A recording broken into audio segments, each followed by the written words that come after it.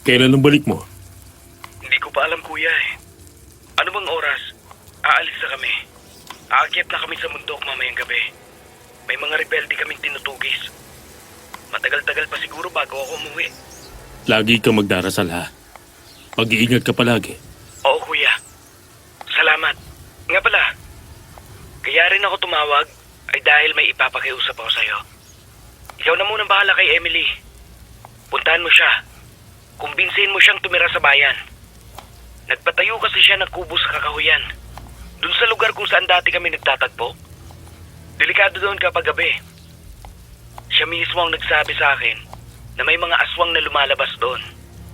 Ikaw lang kilala kong makakatulong sa akin. Baka sakaling makinig siya sa'yo. Sige, ako nang bahala. Ipanatag mong kalooban mo. Kuya, kung sakaling may mangyaring masama sa akin, nakikiusap ako. Huwag mong pababayaan si Emily. Huwag mo siyang iiwan.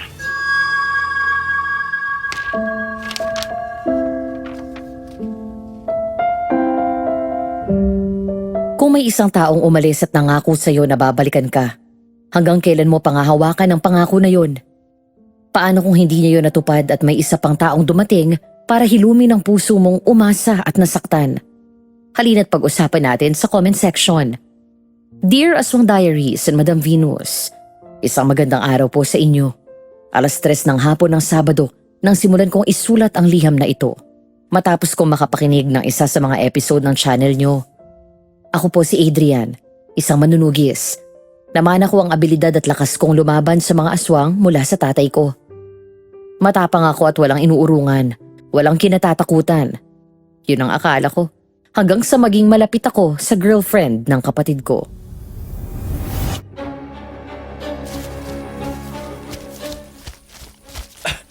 Ayun, sa puno. Bumaba ka dyan! Tumatakas ulit. Takbo! Habulin natin, bilis! Hindi yan. Sandali lang, sa likod mo.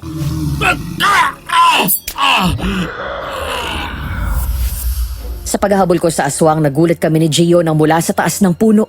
May isa pang aswang na tumalon sa bandang likuran ko. Mabilis sa mga pangyayari at maliksi rin ang aswang na yun. Eksaktong pagharap ko nang marinig ang tawag ni Gio. Bigla na lang akong sinaksak nito sa tiyan. Agad sinaksak ng kaibigan ko ang aswang gamit ang sibat.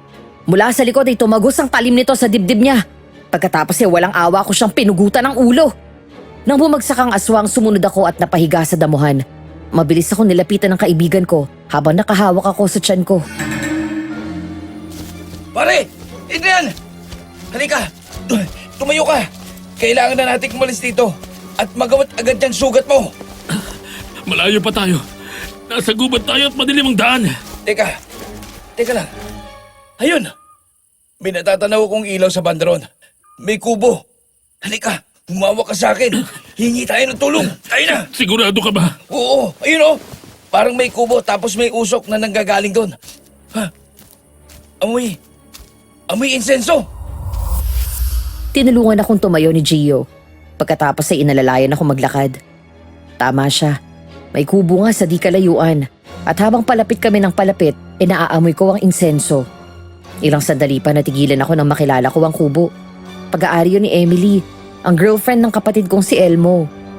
Palapit pa lang kami nang biglang lumabas ang babae mula sa loob na may hawak na itak. Huwag kayong lalapit. Kaya ko kayong patayin. Hindi ako natatakot sa inyo kahit mga aswang kayo. Emily, ako to, si Adrian. Adrian? Oo nga. Ikaw nga, anak ko. Sorry. Halika, pasok. Salamat, Emily. Ikaw rin pala yung Gio. Sorry ha. Hindi ko kayo nakilala kaagad. Pasok kayo. Pasok. Sinalubong kami ni Emily sa gate at agad na pinapasok sa bahay niya. Pagkatapos ay pinadiretso niya ako sa isang kwarto. Tinaas niya ang t-shirt ko at nakita ang sugat ko mula sa kuko ng aswang. Nagmadali siyang lumabas at pumunta sa kusina. Pagkatapos ay may mga kinuhang panggamot. First aid kit saka mga halamang gamot. May mga iniutos siya kay Gio na gawin na sinunod agad nito. Makalipas ng ilang sandali ay hinugasan niya ang sugat ko ng tubig mula sa pinakuluang dahon ng bayabas. Pagkatapos ay pinunasan niya ng malinis na tela at pinahirin pa ng betadine ng sugat ko. Matapos yun ay may pinatak siyang langis bago tinapala ng dinikdik niyang iba't ibang herbal na halaman. Musta? Anong nararamdaman mo? Ayos na ako. Salamat. Kayo bang naririnig kong kalaban ng mga aswang kanina? Oo. Hindi ko alam na dito ka pa rin nakatira. Hindi ako palaging natutulog dito. Umuwi ako dito tuwing malapit ang anniversary namin ni Elmo. Pero makalipas lang din ng 3 araw, bumabalik na rin ako sa amin. Emily, 5 taon na mula nang pasabugin ng mga rebelde ang kampo nila sa bundok. Pero bakit nawawala ang katawan niya? Hindi lang siya. Pati yung ilan din sa kasama niya. Adrian, naniniwala akong buhay pa siya. Bakit parang ang dali mong sumuko sa kapatid mo? Hindi ako sumusuko. Hinaharap ko lang ang realidad at mga posibleng nangyari sa kanya. Kung ako lang, syempre mas gusto kong umasa na buhay pang kapatid ko. Pero ikaw ang inaalala ko. Palagi kang nandito sa gubat. Ayaw ni Elmo na tumira ka dito. Dahil dyan sa mga aswang na yan. Ayaw mo naman makinig sa akin. Ayoko lang na patuloy kang umasa sa wala. Ikaw din ang masasaktan sa uli. Alam ko naman yun. Konting panahon pa, Adrian. Huwag na nga natin pag-usapan yan. Magpahinga ka na. Dito na kayo magpalipas ng gabi. Kinabukasan na alimpungatan ako matapos marinig ang mga huni ng ibon sa labas. Nang dumilat ako ay natagpuan ko ang sarili ko na nasa loob ng kwarto ng kubo ni Emily. Doon ko lang naalala ang mga nangyari nung nagdaang gabi. Dahan-dahan akong bumangon nang marinig ko ang ingay na nagmumula sa kusina. Paglabas ko ng kwarto nakita ko si Emily na abala sa paghahanda ng almusal. Emily, Ay, Adrian, gising ka na pala. Halika, maupo ka muna. Kumustang tulog mo? ayos naman. Napahimbing nga eh. Mabuti kung ganun. May nakahanda ng toothbrush at tuwalya dun sa banyo sa likod. Kung gusto mo maligo ka muna. Nagluluto pa naman ako. Nasaan nga pala si Gio? Bumaba na sa bayan. Maaga siyang umalis. Sabi ko kasi, iwan ka na muna dito dahil medyo malalim ang sugat mo. Hindi ka pa pwedeng maglakad ng malayo. Hindi yan. Pwede na tumamaya. Matapos naming mag-usap ay binalutan ni Emily ng plastic ang bahagi ng tiyan ko na may sugat bago ako pumunta sa banyo. Kahit na hirap akong kumilos dahil sa sugat ko, pilit pa rin ako naligo. Patapos na ako nang marinig kong tinawag ako ni Emily. Binuksan ko ng kaunti ang pinto at sumilip doon. Ngumiti siya sa akin at nakita ko na may hawak siyang mga damit. Dinalhan kita ng pampalit mo. Mga damit ni Elmo yan.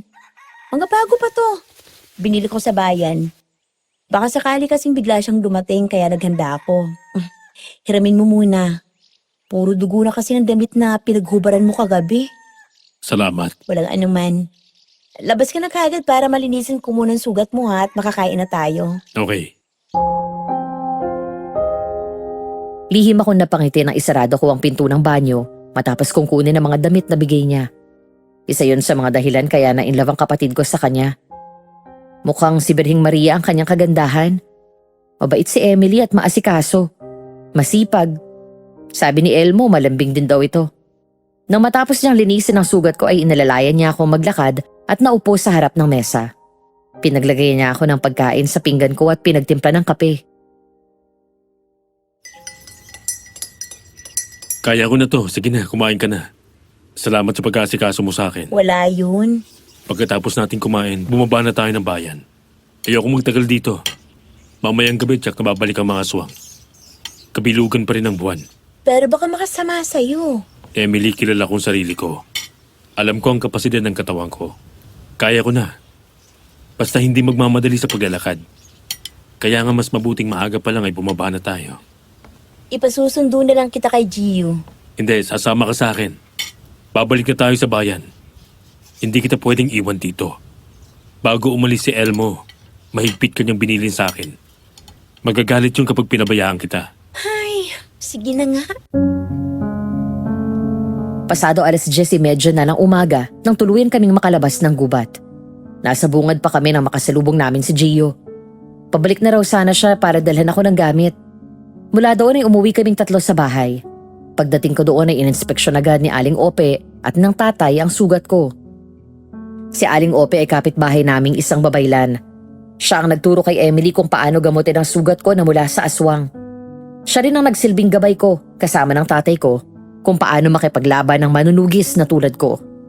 Habang napag-uusapan namin ang mga nangyaring laban ko sa mga aswang noong nagdaang gabi, naghain naman ng suman si Emily sa mesa. Salamat sa pag-asikaso mo kay Adrian, Emily. Wala po yun. Pamilya kayo ni Elmo kaya parang pamilya ko na rin po kayo. Hindi ka na dapat bumalik doon. Inilalagay mo ang buhay mo sa paghanip. Nag-iingat naman po ako, Aling Ope. Tuso ang mga aswang, Emily. Minsan, kahit anong gawin mong paghahanda, makakagawa sila ng paraan para makapasok sa kubo mo at tatakihin ka nila. Paano po kung bumalik si Elmo? Emily, siguro'y panahon na para pare-pareho nating tanggapin na baka hindi na bumalik si Elmo. Pero Mang Rodel, Dumating kanina ang superior ni Elmo. Sinabi nila na may nakitang 5 kalansay sa isang kuweba at sa pinakaliblim na bahagi ng bundok. Suot pa rin nila ang kanilang uniforme, Adrian. Isa sa kanilang kapatid mo. Wala na si Elmo. Wala na ang bunsong kapatid mo. Sigurado na po bang si Elmo yun? Oo. Nasa kampo na nila ang mga labi niya. At pinapupunta tayo doon ngayon. Ako na ang sasama kay Mang Rodel. Dito ka na lang. Hindi ka pwedeng kumilos masyado dahil sa sugat mo. hindi. Hindi totoo yan. Nangako si Elmo sa akin na bumabalik siya.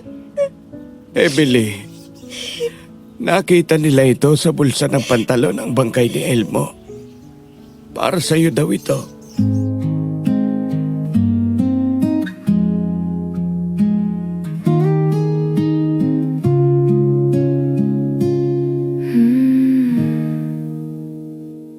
Gabi na, gising pa rin.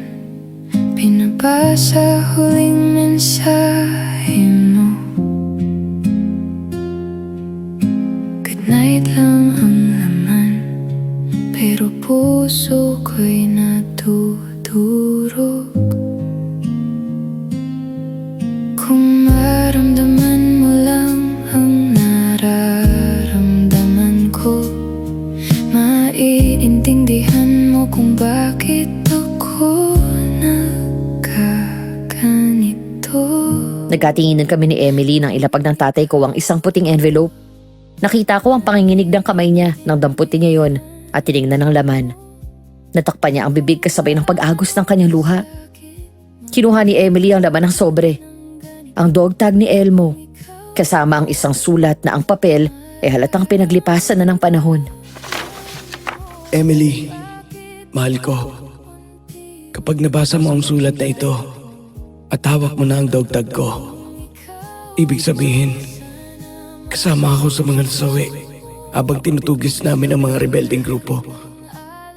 Gusto kong malaman mo na mahal kita at babaunin ko hanggang sa kabilang buhay ang pagmamahal mo sa akin. Patawad kung hindi ko na matutupad ang mga pangako ko sa iyo. Alam ko malulungkot ka, pero sana ay palayain mo ang sarili mo sa kalungkutan na yon. At balang araw ay makatagpo ka ng lalaking kayang higitan ang pag-ibig at pagmamahal na ibinigay ko sa iyo. Mahal kita, Emily. Nagmamahal, Elmo. Kung ikaw ako, kung ikaw ako, malalaman mo kung gaano kasakit to.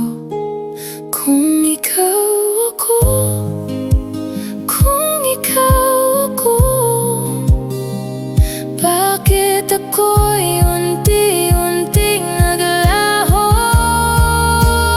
Kung ikaw ako, kung ikaw ako, mararamdaman mo bawat alaala. Kung ikaw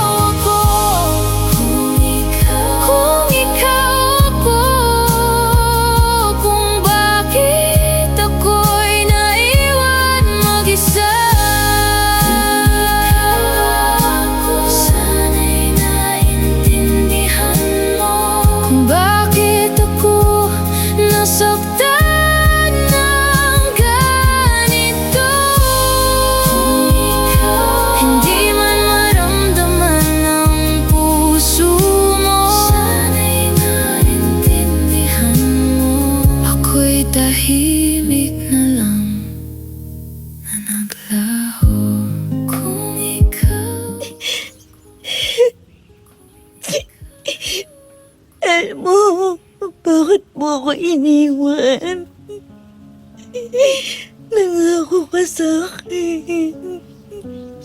Ito na ang panahon para pakawalan mo siya, Emily. Uuwi na po muna ako. Emily, sandali lang. Anak, hayaan mo na muna siya. Hayaan nating iproseso niya ang buong katotohanan. Kailangan niyang harapin ito ng mag-isa. Alam kong nagluluksa kayo, pero may kailangan tayong paghandaan. Ano pong ibig niyong sabihin?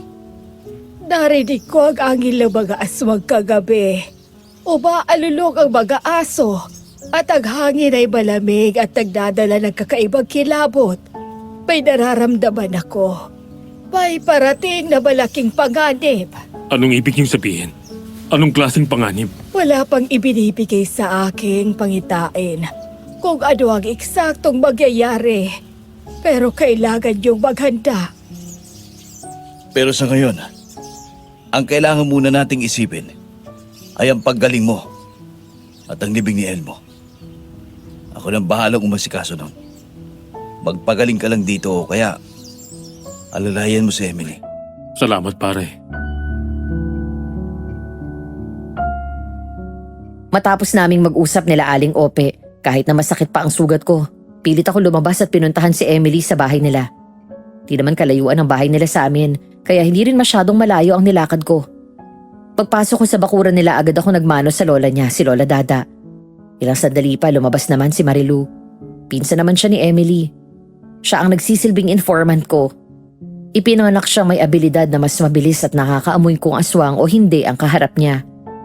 Malakas din naman ang pakiramdam niya kung may aswang sa paligid. Ganon din naman ako, pero mas nakatuon ang pansin ko sa pakikipaglaban.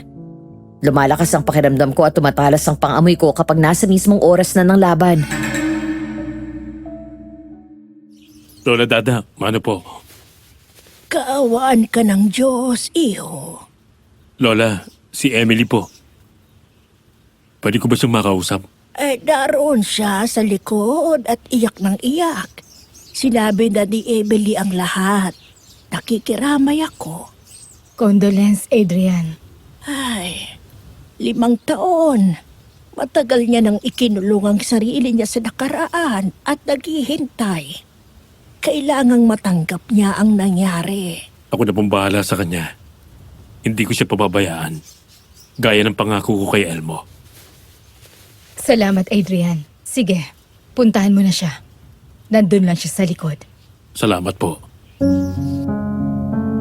Mula doon ay dumaan ako sa gilid ng bahay at naabutan ko si Emily. Nakaupo sa mahabang upuang kahoy. Umiiyak habang hawak ang picture nilang dalawa ng kapatid ko.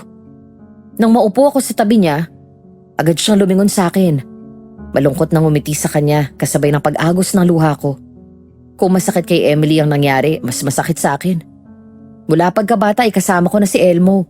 Sa lahat ng bagay, lalo na sa kalokohan, siya ang kasama ko. Hindi lang siya kapatid ko, best friend ko rin siya. Wala kaming nililihim sa isa't isa. Mas madalas kaming magkasundo kaysa magkaaway.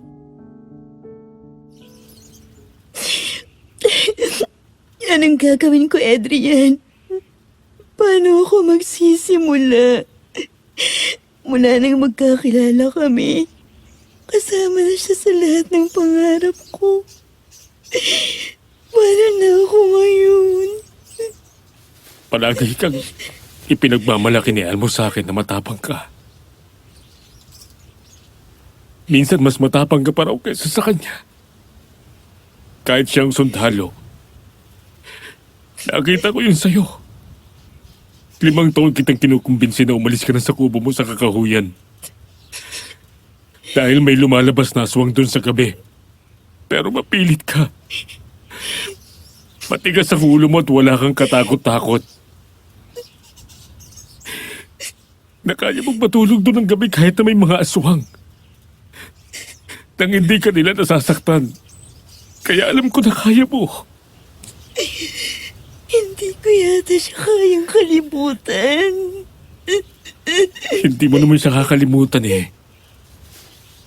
Kailangan mo lang sanayan ang sarili mong mabuhay nang wala siya sa tabi mo. Kaya ko ba yun? Kaya mo. Kayanin mo. Wala ka namang choice eh. Tsaka hindi ka naman nag-iisa. Ako rin ganun.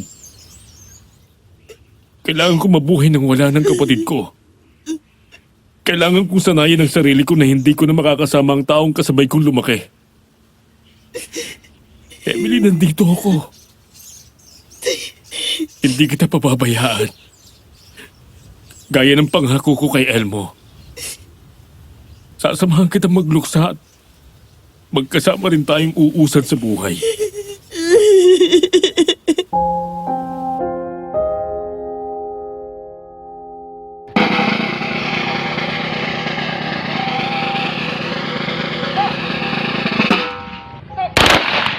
Nadurog ang puso namin nang inihatid namin ang mga abo ni Elmo sa columbarium na naroon sa loob ng kampo. Matapos ang pagbibigay ng full military honors, hindi lang sa kapatid ko, maging sa iba pang abo ng mga kasamahan ni Elmo na natagpuan din sa kuweba. Lalo kaming naging emosyonal nang iabot sa amin ng superior niya ang watawat ng Pilipinas. Bago tuluyang ipasok sa loob ng columbarium ay niyakap muna namin ang urn na pinaglalagyan ng abo ng kapatid ko. Habang walang tigil kami sa pag-iyak, nang iabot namin yun kay Emily, mahigpit niya yung niyakap. Elmo, bakit mo ako iniwan? Ang dami nating pangarap. Paano ba matutupad yun? Emily, Wala na siya, Adrian. Iniwan na ako ng kapatid mo. kung nasaan man si Elmo, alam kong matatahimik na siya. Dahil nakauwi na siya sa atin. Lakasan mong loob mo. Elmo.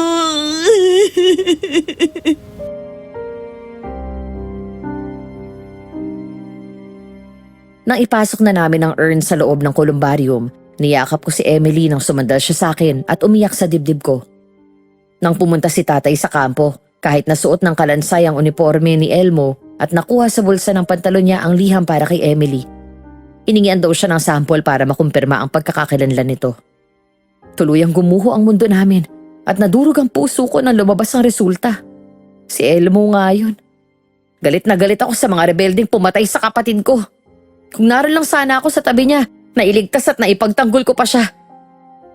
Nung wala pa kaming balita sa totoong kalagayan ni Elmo, may isang bahagi sa puso namin na umaasa na buhay pa siya. May isang bahagi naman na tanggap na ang posibilidad na baka patay na siya. Pero iba pala pag nakumpirma mo na. Kapag nasa harap mo na ang katotohanan.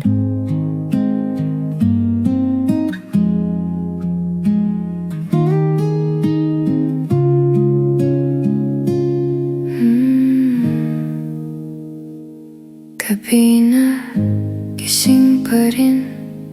Pinabasa huling mensahe mo. Good night lang ang laman, pero puso ko'y natudurog. Kung maramdaman mo lang ang nararamdaman ko, maiintindihan mo kung bakit ako nagkaganito. Kung ikaw ako, maiintindihan mo kung gaano kasakit magmahal ng ganito. Kung ikaw ako, mararamdaman mo bakit ako unti-unting naglaho. Kung ikaw ako, sana makita mo lahat ng alaala na iniwan mo. Kung ikaw ako, malalaman mo kung bakit ako'y naiwan mag-isa. Lumipas ang mga araw. Hindi naging madali para sa amin na harapin ang bawat bukas at gumising sa umaga. Aaminin ko, Madam Venus, nawalan ako ng ganang lumaban bilang isang manunugis. Mas gusto kong sumugod sa gubat kung saan namatay si Elmo at patayin ang mga rebelding yon. Napuno ako ng galit. Hindi lang sa mga pumatay sa kapatid ko, kundi sa sarili ko na rin dahil malayo ako sa kanya. Wala akong nagawa para iligtas siya. Mula nang maihatid siya sa huling hantungan, palagi na ako naglalasing. Nangihiram ng tapang sa alak para mamanhid ako. Para di ko maramdaman ang sakit ng pagkawala niya. Isang beses na lasing ako hapon yun. Kinuha ko ang isa sa mga koleksyon ng baril ni Elmo. Pagkatapos ay nagpunta sa kakahuyan at hinilera ang mga lata sa harap ko. Inasinta ko ang unang lata. Agad umagos ang luha ko nang bumalik sa isip ko ang mukha ng kapatid ko. Nang maalala ko ang mga rebelding yun, doon ko sunod-sunod na pinaputok ang baril. Mga hayop kayo! Bakit ang kapatid ko? Adrian! Adrian, anak! Pare, wag! Anak, tama na! Huminahon ka! Hindi ko na namalayan na sumunod pala sila sa akin. Takot at alalang-alala sa pwede kong gawin. Hindi ko na rin alam ang ginagawa ko nung sandaling yun. Masyado na akong maraming nainom. Nilamon na ng alak ang katinuan ko. Marahil dahil sa kalasingan.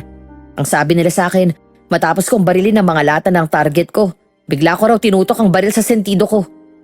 Bago ko pa raw yun makalabit bigla akong tinalo ni Gio at inagaw sa akin yun. Pagkatapos natumba kami sa lupa.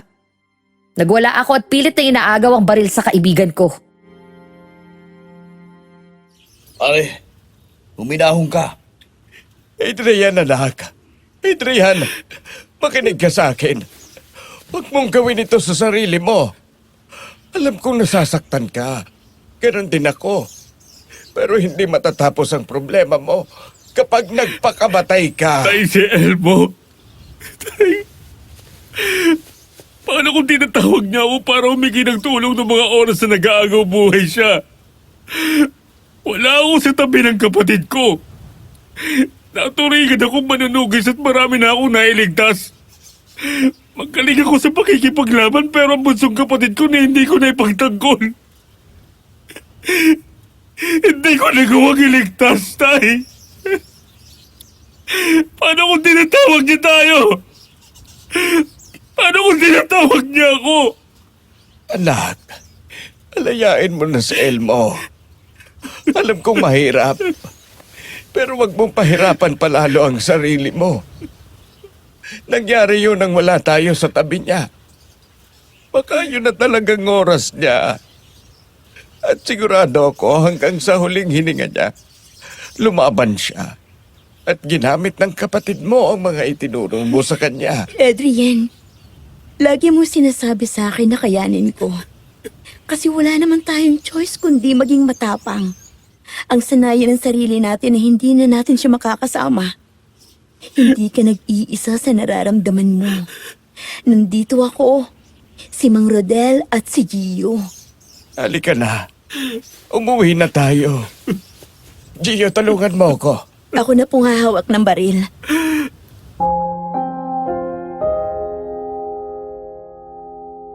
Kinabukasan nagising ako na sobrang sakit ng ulo ko dahil sa hangover. Bumangon ako na halos hindi makadilat. Ilang sandali pa ay biglang may kumatok at bumukas ang pinto. Nagtaka pa ako nang makita ko si Emily na nakatayo sa harap ko at nakangiti. Pagkatapos ay hinawakan niya ang kamay ko, saka ko hinila palabas ng kwarto ko. Sandali. Saan tayo pupunta? Ikaw maliligo kasi ang baho mo na. Amoy ala ka pa rin. Habang ako naman maghahanda na ng mesa dahil tanghalian na. Nasaan palang tatay? Kasama ni Gio sa kampo. Ilakad yung binipisyong makukuha nyo. Aray. Ang sakit ng ulo ko. Ayan, inom pa. Sige na, maligo ka na para mahimasmasan ka.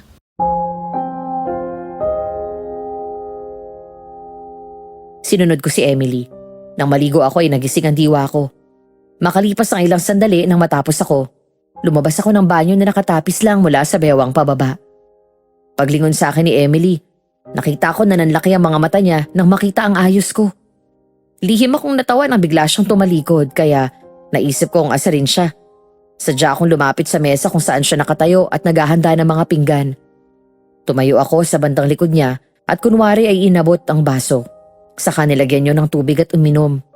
Nang biglang humarap sa akin si Emily, Nagulat ito nang makitang malapit na ako kaya napaatras siya. Natisod ang paa niya sa paanan ng silya at muntik matumba kaya agad ko siyang nasalo at hinawakan sa bewang. Okay ka lang? Ha? Oo. Lalagnat ka ba? Bakit namumula ang mukha mo? Wala. Sige na. Magbihis ka na para makakain na tayo. Habang kumakain kami, tahimik lang ako nung una, nakikiramdam. Naalala ko na ang nangyari sa kakahuyan. Di ko rin alam kung bakit ako nagkaganon. Baka dahil yun ang lihim na nagpapahirap sa akin, mula nang malaman ko na totoong patay na ang kapatid ko. Pero nang magsalita si Emily, doon ako lumingon sa kanya at natigilan. Sorry. Saan? Wala nang umalis si Elmo hanggang sa makumpirma natin na wala na siya. Palagi na lang ikaw ang umaalalay at nag-aalaga sa akin. Hindi ko naisip na mas masakit sa'yo dahil kayong magkasamang lumaki. Kilalang kilala mo siya at alam mo ang takbo ng isip niya. Huwag mong isipin yun. Pasensya na rin sa nagawa ko. At kung nag-alala ka, Adrian, huwag ka nang iinom uli ha. Ngayon ako naman ang nangangako sa'yo. Magkasama nating haharapin ang buhay na wala si Elmo. Sabay tayong uusad. Hindi kita iiwan gaya ng hindi mo pag-iwan sa akin. Kanina dumalaw ako sa columbarium. Doon nangako ako sa kanya na ako naman ang bahala sa'yo. Ngayon, ako naman ang mag-aalaga sa'yo. salamat, Emily. Hayaan mo, hindi na ako maglalasing. Okay. Pagkakain natin, gusto mong lumabas? Manood ng sine? Kumain, mamasyal. Sige ba? Lumipas sa mga buwan, sabay naming hinarap ni Emily ang buhay na wala na si Elmo. Bumalik ako sa panunugis ng mga aswang. Siya naman ay bumalik sa trabaho niya bilang mananahi. Sa bawat sandali na umaalis ako, iba yung bili ng pag-iingat ang pinapabaon sa akin ni Emily. Kapag naman bumabalik ako, siya ang unang-unang sumasalubong sa akin. Sa tuwing may pagkakataon palagi kaming magkasama. Ang akala ko nga hindi na siya masyadong pupunta sa bahay pero parang naging totoong miyembro na siya ng pamilya namin. Kapag nagtatrabaho kami sa bukid, palagi naming nadadatnan siya sa bahay. Nagluluto at naglilinis. Madalas din kaming lumabas. Namamasyal at nanonood ng sine. Dahil doon mas lalo kaming naging malapit sa isa't isa. Ang sabi nga ng mga kapitbahay namin, hindi na raw kami mapaghiwalay. Ang iba pa nga, ang akala ay may relasyon kami. Isang araw, birthday ni tatay, kaming dalawa ni Emily ang nagpunta sa bayan ng umaga para bumili ng panghanda. Ano bang kulang natin? Malyempo na tayo, tapos pili tayo ng pusit. Ihawi natin tsaka ng tilapia. Bili rin tayo ng pangpansit. Hindi kompleto ang birthday kapag walang pansit. Okay. Siya nga pala. Aalis kami bukas ni Gio. Pinatawag ako kanina ni Mang Lloyd. Si Hepe na taga ron sa kabilang bayan. May namatan daw silang aswang dun sa kanila. Aalis ka na naman. Uuwi rin naman ako eh. Diyan lang yun sa kabilang bayan. Hanggang sa mabili namin ang lahat ng kailangan at nakalabas ng palengke, hindi na nagsalita si Emily. Nakasimangot siya at malungkot.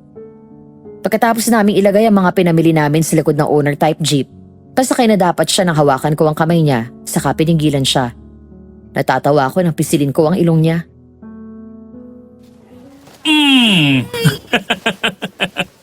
Ikaw kasi ang cute mo magtampo. Umahaba ang uso mo. Kasi aalis ka na naman eh. Nakikipaglaban ka na naman sa aswang na yan. Paano kung masugatan ka ulit? Palagi naman ako nag-iingat eh. Hanggang kailan mo ba gagawin to? Hindi ka ba pwedeng huminto na? Hindi mo ba alam na palagi akong kabado kapag umaalis ka? Hindi ako mapakali. Hindi ako makatulog. Tingnan mo ikaw. Pinagtatawanan mo lang ako. Hindi kita tinatawanan. Natutuwa lang ako kasi ang sarap pala sa pakiramdam kapag may nag-aalala at nag-aalaga sa akin. Kaya hindi ako magka-girlfriend eh. Ikaw lang, sapat na sa akin. Kapag nagka-girlfriend ka, hindi na kita kakausapin. Siyempre lalayo ako. Baka mamaya pagsilosin pa ako nun. Di na lang ako magi-girlfriend. Ayoko namang lumayo ka. Mas importante ka kaya sa akin. Talaga? Oo nga. Kaya bawal ka rin mag-boyfriend, okay? Okay, deal. Sandali nga pala. Bilan ko lang ng prutas si Lola Dada. Diyan ka na lang, hintayin mo ako. Sige. Habang nasa prutasan ako at namimili ng ibibigay kay Lola Dada, ang kwento ni Emily sa akin ay sumakay na siya sa owner habang naghihintay sa akin. Ilang sandali pa ay may lumapit sa kanyang babae, si Cherry. Ang kilalang nagtitinda ng bulaklak doon sa bayan. Maganda siya pero mas maganda para sa akin si Emily. Kilala rin siya na pinagsisigawan sa bayan na may gusto siya sa akin. Sa kabila nun, hindi ko yun pinapansin. Pero dahil doon, ay madalas niyang pagbuntunan at awayin si Emily. Parang mas bagay ako nakaupo dyan kaysa sa'yo. Pwede ba, Cherry? Huwag mo akong umpisahan. Bakit ang arte mo? Masyado kang papansin kay Adrian. Eh ikaw, bakit nakakaawa ka? Kahit anong gawin mo, kulang na lang tumuwad ka dyan. Pero hindi ka pa rin niya pinapansin. Epal ka kasi. Partida. Wala pa akong ginagawa niyan. Silos na silos ka na. Ang sabihin mo malandi ka. Nung namatay ang boyfriend mo, yung kapatid naman ang kinakalantari mo, malandi! Sana mamatay ka na. Sana sumunod ka na sa boyfriend mo. Walang hiya ka. Mas lalong walang hiya ka. Bastos ka pa. Nananahimik yung isa? Isinasama mo pa sa mga frustrations mo sa buhay? Kung hindi ka pinapansin ni Adrian, desisyon niya yun. Ang sabihin mo, dahil sa'yo. Dahil masyado kang gaman sa lalaki. Yung bunganga mo kasing dumi ng ugali mo. Tapos nagtataka ka kung bakit hindi ka magustuhan ni Adrian? Talagang hinahamon mo. Ano sa tingin mong ginagawa mo? Biglang napaatras ang babae nang bigla akong hinablot ang braso niya na ipangsasampal sana kay Emily. Saka patula ko yung binitawan. Matapos kong bumili ng prutas bumili ako ng iba't ibang klase ng bulaklak sa pwesto na katabi lang ni Cherry. Malayo pa lang naririnig ko na sila. Tatakbo sana ako agad palapit sa kanila pero natigilan ako at napangiti nang makita ko kung paanong matapang na ipinagtanggol ni Emily ang sarili niya. Nang makita kong sasaktan na siya ni Cherry, doon ako biglang lumapit at pumagitna sa dalawa. Napakunot noo ako nang biglang bumawi siya ng tingin at naging mailap ang kanyang mga mata. Nakita ko ang takot mula sa kanya pero may kakaiba pa akong naramdaman. Adrian, ipinagtatanggol ko lang ang sarili ko. 2 beses niya na ako Dahil 2 beses mo na siyang binabastos. Dinig na dinig ko lahat ng pinagsasabi mo. At wag na wag mong isasali sa kalukuhan mong kapatid ko. Sinasabi ko lang naman ang totoo. Malandi naman talaga siya. Tumahimik ka! Bakit mo ko sinisigawan? Ipinaglalaban ko... Walang nilalandi si Emily, ikaw! Hindi ka ba nahihiya sa sarili mo at sa mga tao? Ipinagsisiksikan mo ang sarili mo sa akin. Kahit alam mong wala akong gusto sa'yo. Nakakasakit ka na! Mabuti. Baka sakaling magising ka sa katotohanan.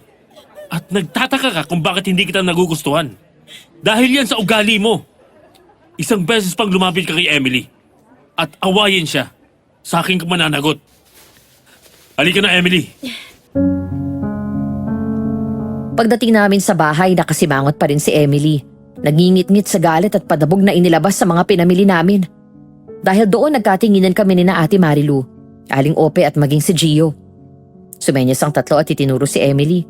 Natatawa lang na umiling ako. Hanggang sa hindi makatiis si Marilu at lumapit sa pinsan.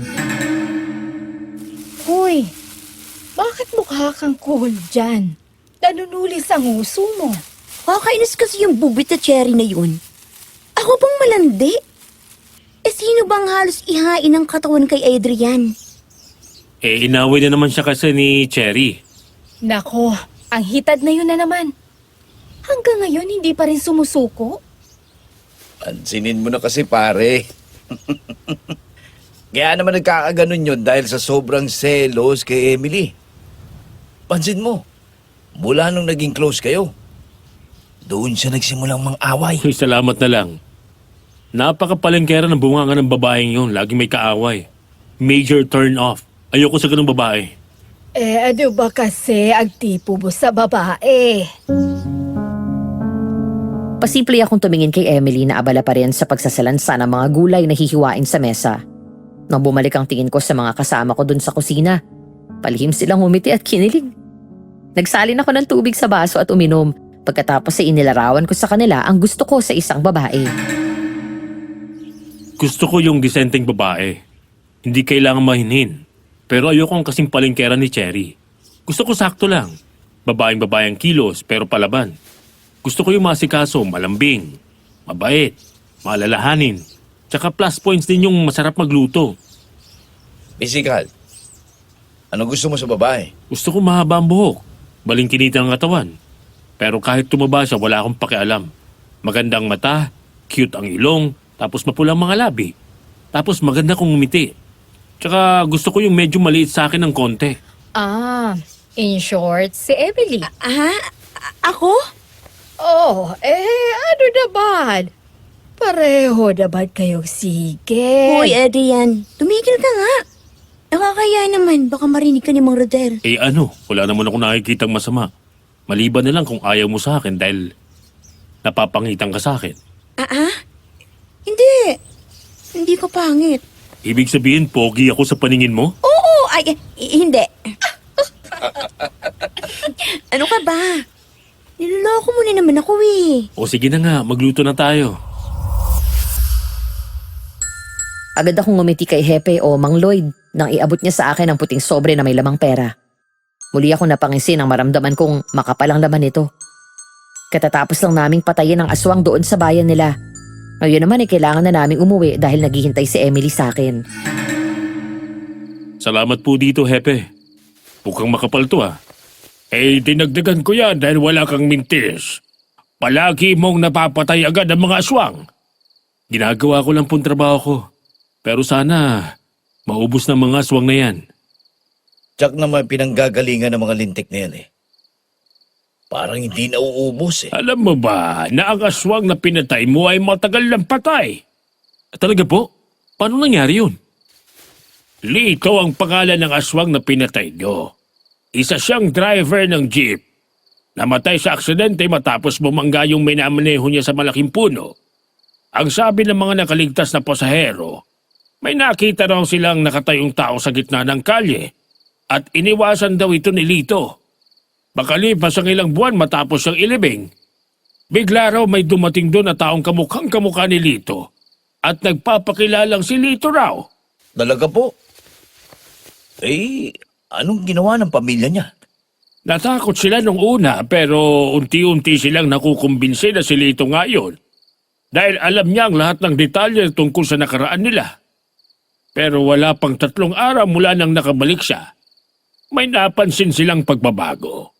Hindi ito mapakali sa pagsapit ng gabi. Hanggang sa bigla siyang naging aswang. Isang aswang na nanggagaya ng mga namatay na tao? Bago sa akin to kahit ako. Ngayon lang ako nakaengkwentro ng ganito.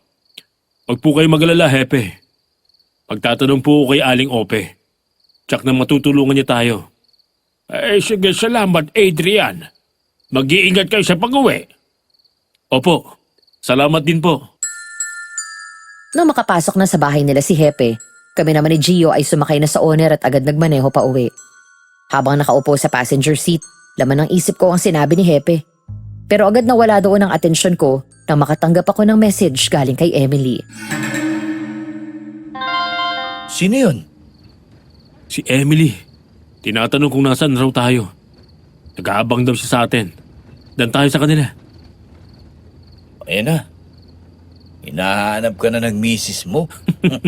Loko. Ilan ka ba kasi aamin, pare?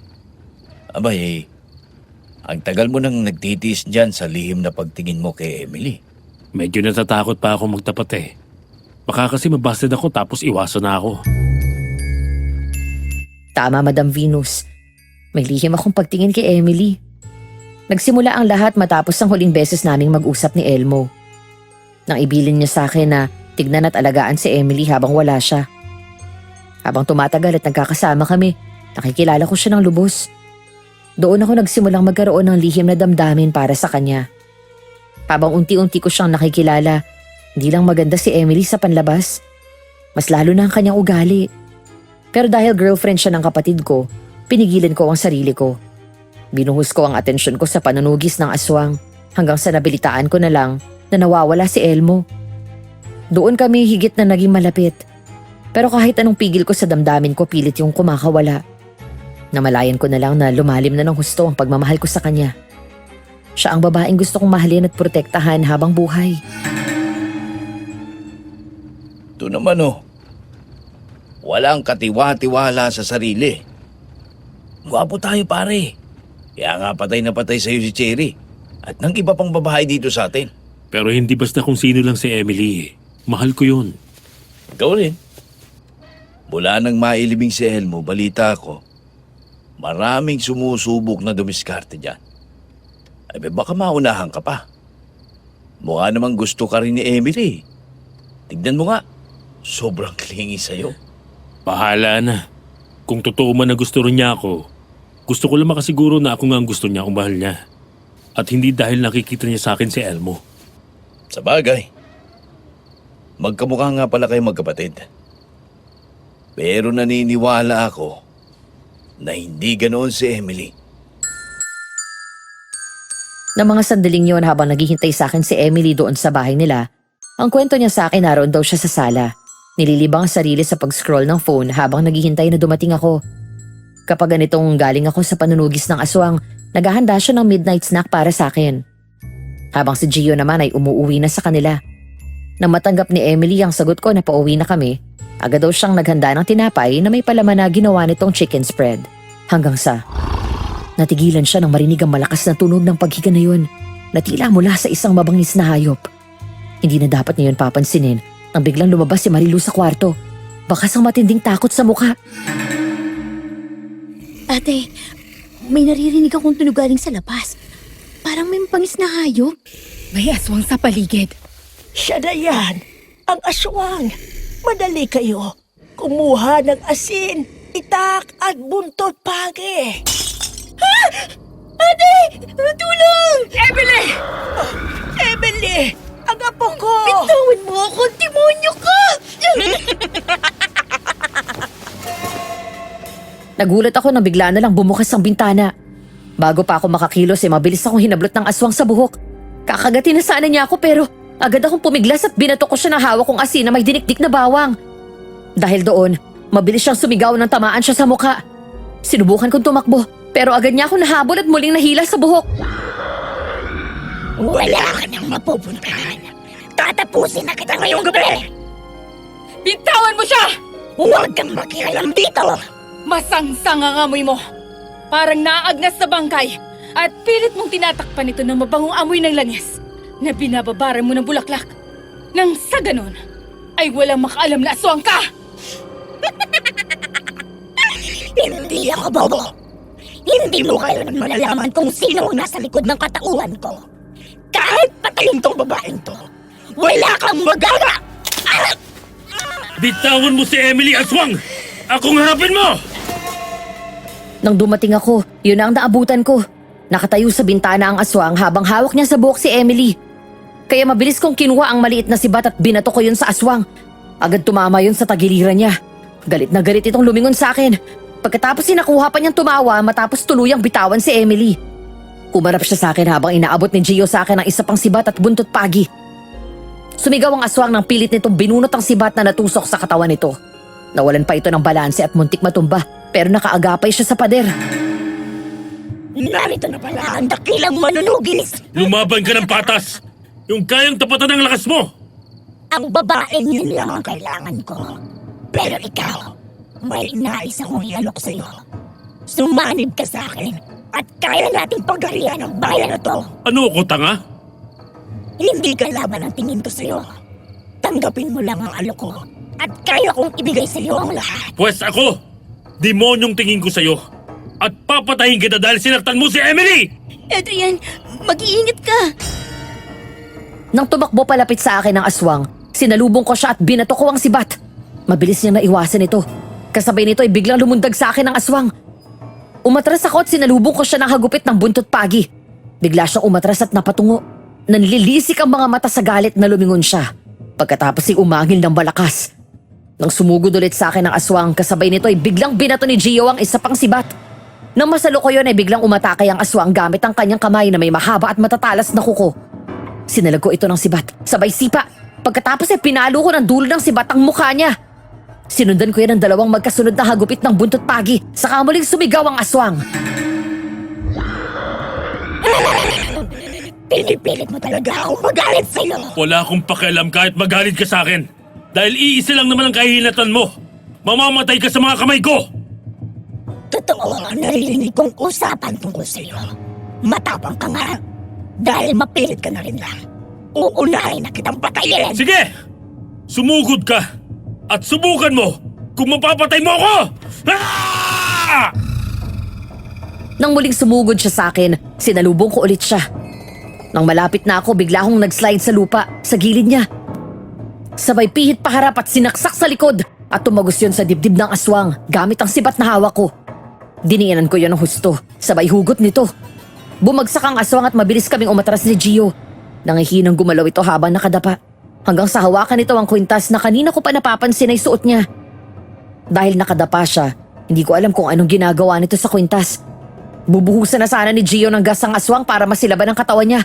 Nang magulat kami nang biglang bumangon ang aswang at mabilis na tumakbo papasok sa gubat. Hayop! May sa demonyo nga! Nabuhay pa yun! Dahil hindi siya sa puso tinamaan. Hindi ate. Nakita kong hinawakan niya ang kwintas na suot niya. Pero hindi ko nakita kung anong ginawa niya sa kwintas dahil nakadapa siya. Lahat ng aswang ay may ginagawang paraan para mapagaling ang sarili nila mula sa sugat na natatamo nila.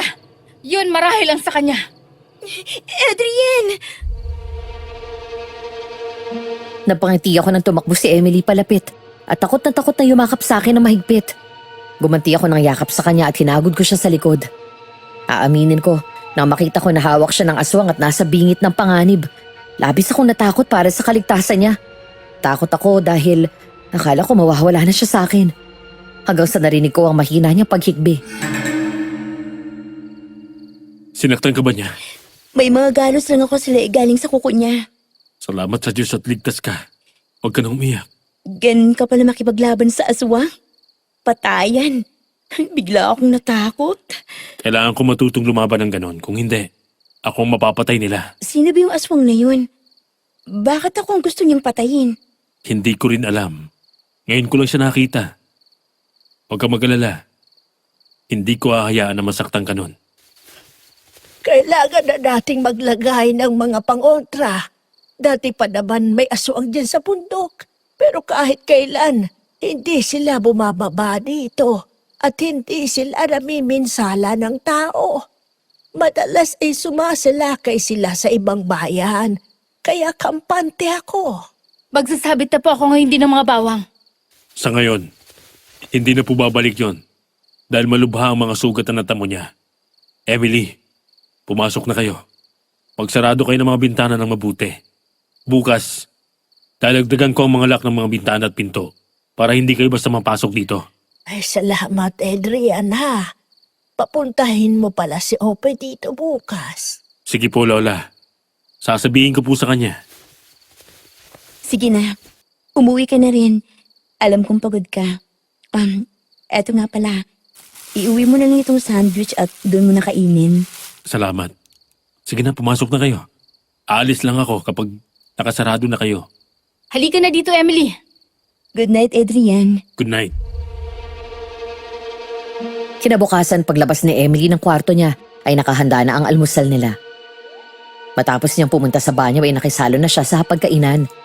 Ang kwento ni Marilu sa akin habang kumakain sila, doon daw nila ako napag-usapan. Matagal na raw nilang napapansin ang kakaiba at espesyal na pakikitungo sa akin ni Emily kung paano niya ako alagaan at asikasuhin. Kumain ka ng kumain. Marami ka bang tatahiin ngayon? Opo, Lola. Kailangan na po yun bukas ng customer. 6 na pares na lang naman po yun. Nga pala, luluwas kami ni Lola Dada sa kabilang bayan. May aasikasuhin kami sa pension niya. May iwan ka mag-isa dito ng buong umaga. Mag-iingat ka ha. Isara mo ang pinto. Huwag mong ilayo itong langis sa katawan mo. Ilagay mo palagi kung saan mo siya madaling makikita. Kukulo ito kapag may aswang na umaaligi dito. Oo, ate. Babalik din naman kami ng hapon. Pagkatapos kasi namin puntahan yung pensyon ko, dadalaw ako sa puntod ng lolo mo, pati ng nanay at tatay mo. Sige po, Lola. Sinabihan ko na kanina si Adrian na pumunta dito at samahan ka pagkagaling niya sa bukid. Tamang-tama, gagawin daw niya itong mga bintana at pinto. Sige po, La. Ako na pong bahala. Uy, Emily, matanong nga kita. Napapansin namin ni Lola na masyado na kayo nagiging malapit ni Adrian. Kayo na ba? Wala. Wala, ate, hindi.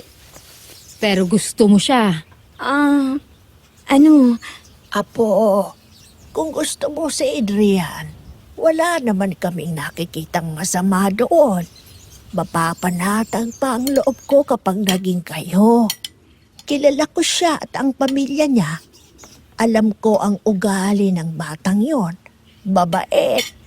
Gayon pa lang alagang-alaga ka na niya. Lalo kung naging kayo na. Ang totoo po niyan, Lola, natatakot ako. Bakit naman? Kasi po, Dahil ba kapatid siya ni Elmo? Nag-aalangan ka dahil sa mga aring sabihin na ibang tao. oo ate, ganun na nga. Matanong nga kita, si Elmo, naka-move on ka na ba sa kanya? Handa ka na bang iwan siya sa nakaraan para harapin ang buhay mo kasama si Adrian kung sakali? Hindi ko kailanman makakalimutan si Elmo. May espesyal na lugar siya sa puso ko. Sige, aaminin ko na. Mahal ko na si Adrian. Pero mahal ko siya bilang siya. At hindi dahil kay Elmo. Hindi ko naman naramdaman ito ng biglaan, ate. Totoong kaibigan at parang kapatid ang naging turing ko kay Adrian nung mga unang taon na wala si Elmo at hindi ko pa alam kung nasan siya.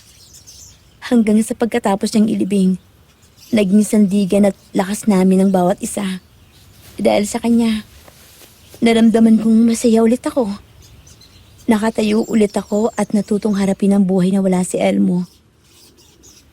Apo, bigyan mo ang sarili mo ng kalayaan para magmahal uli. Tama si Lola. Nandito naman kami. Susuportahan namin kayong dalawa. Wala pa naman kasing sinasabi si Adrian. Puro paramdam lang. Nararamdaman ko, malapit na siyang magtapat sa'yo.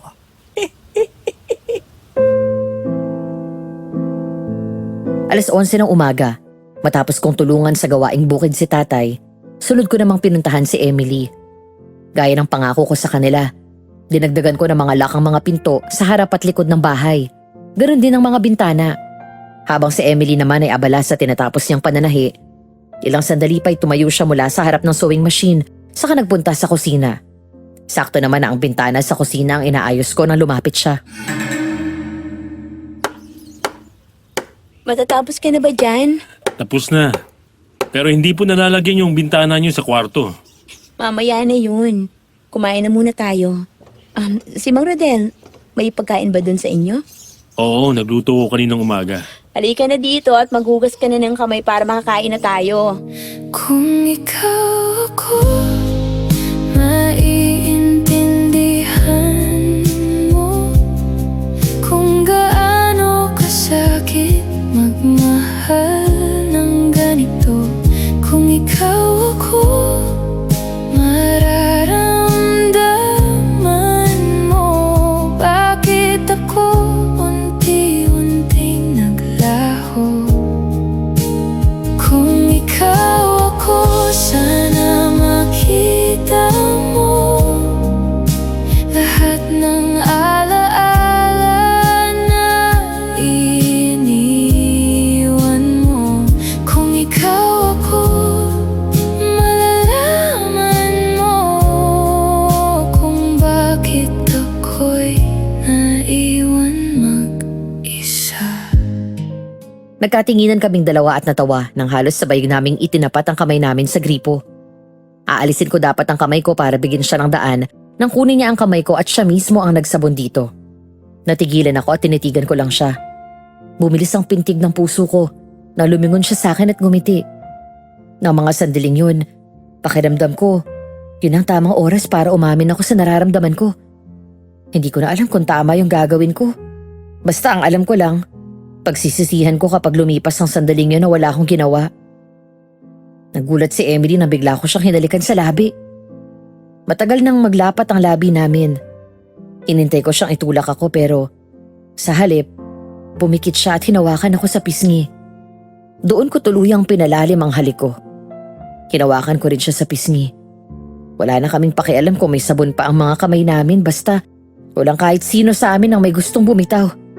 Nang sumadal ako sa counter, yumakap ang mga braso ko sa likod niya. Doon kami tuluyang huminto at nilayo ang mukha sa isa't isa. Nang salubungin ko ang tingin niya, nakita kong umagos ng luha mula sa mga mata niya. Mahal kita. Mahal na mahal kita, Emily. Nung hinapiling ka sa akin ni Elmo, madalas tayo nagkakasama. Doon nagkumpisa ang lahat. Pero kailangan kong umiwas dahil alam kong hindi tama na mahalin ko ang kasintahan ng kapatid ko. Nang mawala siya, gusto kong tuparin ang pangako ko sa kanya na hindi kita pababayaan. Aalagaan kita. Hanggang sa hindi ko na rin makontrol ang nararamdaman ko. Kagabi, nung umalis ka na at nasa kwarto na ako, nagdasal ako. Humingi ako ng gabay sa Diyos sa desisyon ko. Tapos nung bago ka dumating, nakita ko sa sahig yung sulat sa akin ni Elmo. Binasa ko ulit yun. Pakaramdam ko, siya mismo nagsabi sa akin na okay lang na mahalin kong kapatid niya. Hindi ka magsisisi sa binigay mong pagkakataon sa akin. Pero natatakot ako. Sa bawat gabi na umaalis ka para manugis ng aswang, natatakot ako na baka matulad ka kay Elmo. Uuwi sa akin ni isang malamig na bangkay. Hindi mangyayari yun sa akin. Yun din ang akala ko noon kay Elmo. Dahil sundalo siya, magaling siya. Pero napatay pa rin siya. Mapapanatag ba ang loob mo kapag uminto ako sa pagiging manunugis? Oo. Hindi sa kinokontrol kita. Gusto ko lang makasiguro na ligtas ka. Ayokong may mangyaring masama sa'yo. Ayokong gabi-gabi kinakabahan ako palagi sa tuwing umaalis ka.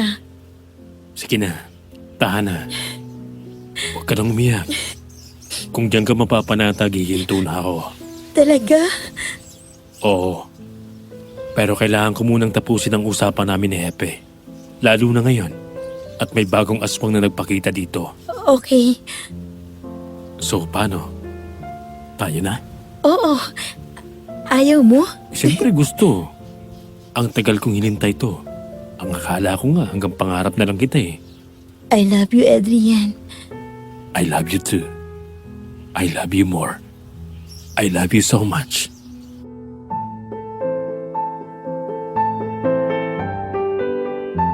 Dahil sa pag-atake ng aswang sa bahay nila Emily, tuwing gabi kapag wala kaming lakad, nakagawian na namin ni Gio na pumunta at magbantay sa bahay nila. O kaya rumoronda sa paligid kasama ang mga tanod ni Kapitan. Gaya namin naglalagay sila ng insenso sa 4 na sulok ng bahay nila sa labas. Bukod pa sa mga nakasabit na pangontra sa aswang, para siguradong hindi na ito makalapit sa kanila.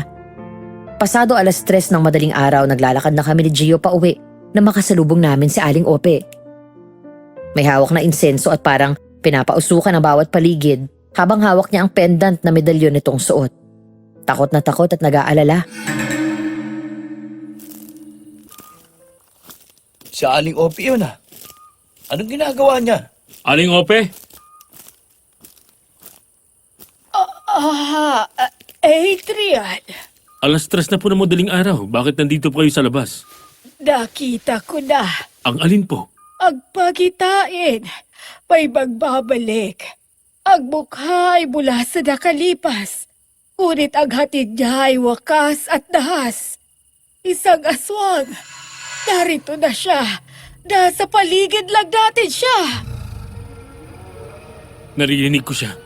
Gio, kumanda ka. Biglang humigpit ang hawak ko sa sibat at buntot pagi. Habang si Gio naman ay may hawak na itak at may nakalagay na asin sa belt bag na suot niya. Kinarangan namin si Aling Ope para protektahan siya. Kinilabutan ako nang mula sa madilim na kakahuyan ay lumabas ang isang aswang na lalaki. Halos pareho kami ng taas. Maskulado ang katawan at ang itsura ng mukha niya parang nanghiram siya ng mukha sa demonyo. Hindi ito ang aswang na sumalakay kina Emily. Oo. Iba nga ito. Mag-iingat kayo sa kanya. Anong ginagawa mo dito? Narito ako para bawiin ang iniwanan ko. Lumayas ka dito sa bayan na to! Matagal ko nang alam na matapang ka. Pero mas malakas ako sa iyo. Hindi ako interesado malaman. Hindi ako nandito para makipagyabangan sa'yo. Sumugod ka kung susugod ka! Aling Ope, doon muna kayo sa gilid. Mabilis na tumakbo sa gilid ng daan ng matanda. Nang sumugod ang aswang, mas pinalakas ni Aling Ope ang pag-ugoy ng insenso habang hawak nito ang manipis na kadena. Habang paulit-ulit na nagdadasal at may unti-unting nilalagay sa insenso. Kaya lalong kumakalat ang amoy at usok nito. Samantala magkahiwalay kaming tumakbo ni Gio sa magkabilang gilid. Sinabuyan niya ito ng asin habang ako'y mabilis na bumuelta. Kaya napunta ako sa likod niya. Sabay saksak ng sibat sa likod nito.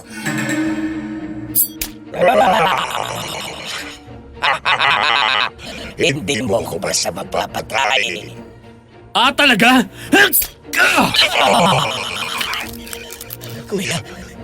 Kuya Adrian, Ha? Elmo? Nagawa ko siyang sakalin ng mahigpit gamit ang braso ko habang nakabaon sa katawan niya ang sibat. Pagkatapos kinuha ko ang military knife ko, sabay saksak sa kanyang dibdib. Mas diniinan ko pa yon para mas lalong bumao ng talim at tumama sa puso ng aswang. Hanggang sa bigla akong nagulat nang marinig ko ang boses ng kapatid ko mula sa kanya. Bigla akong binunot ang patalim sa dibdib niya, maging ang sibat. Huwag kang magpalinlag sa kanya, Adrian!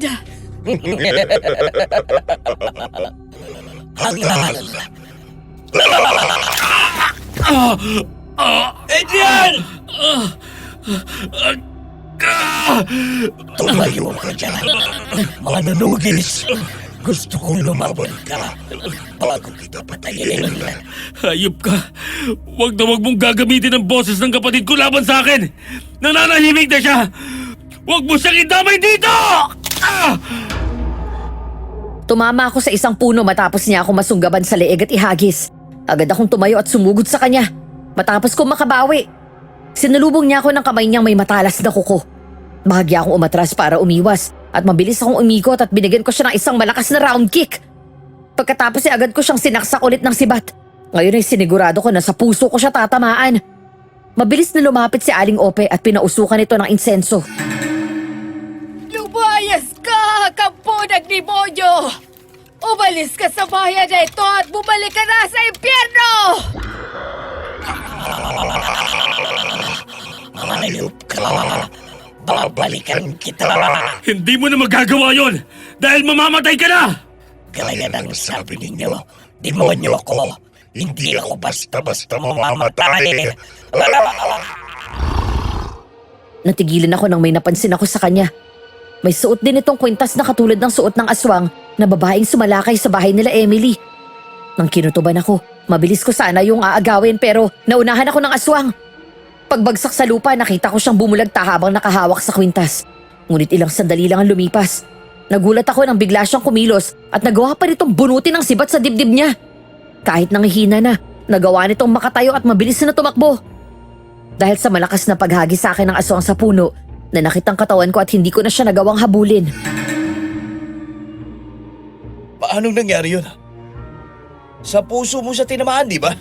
Yung kwintas niya, Aling Ope. Nakita ko ring suot yun ng babaeng aswang.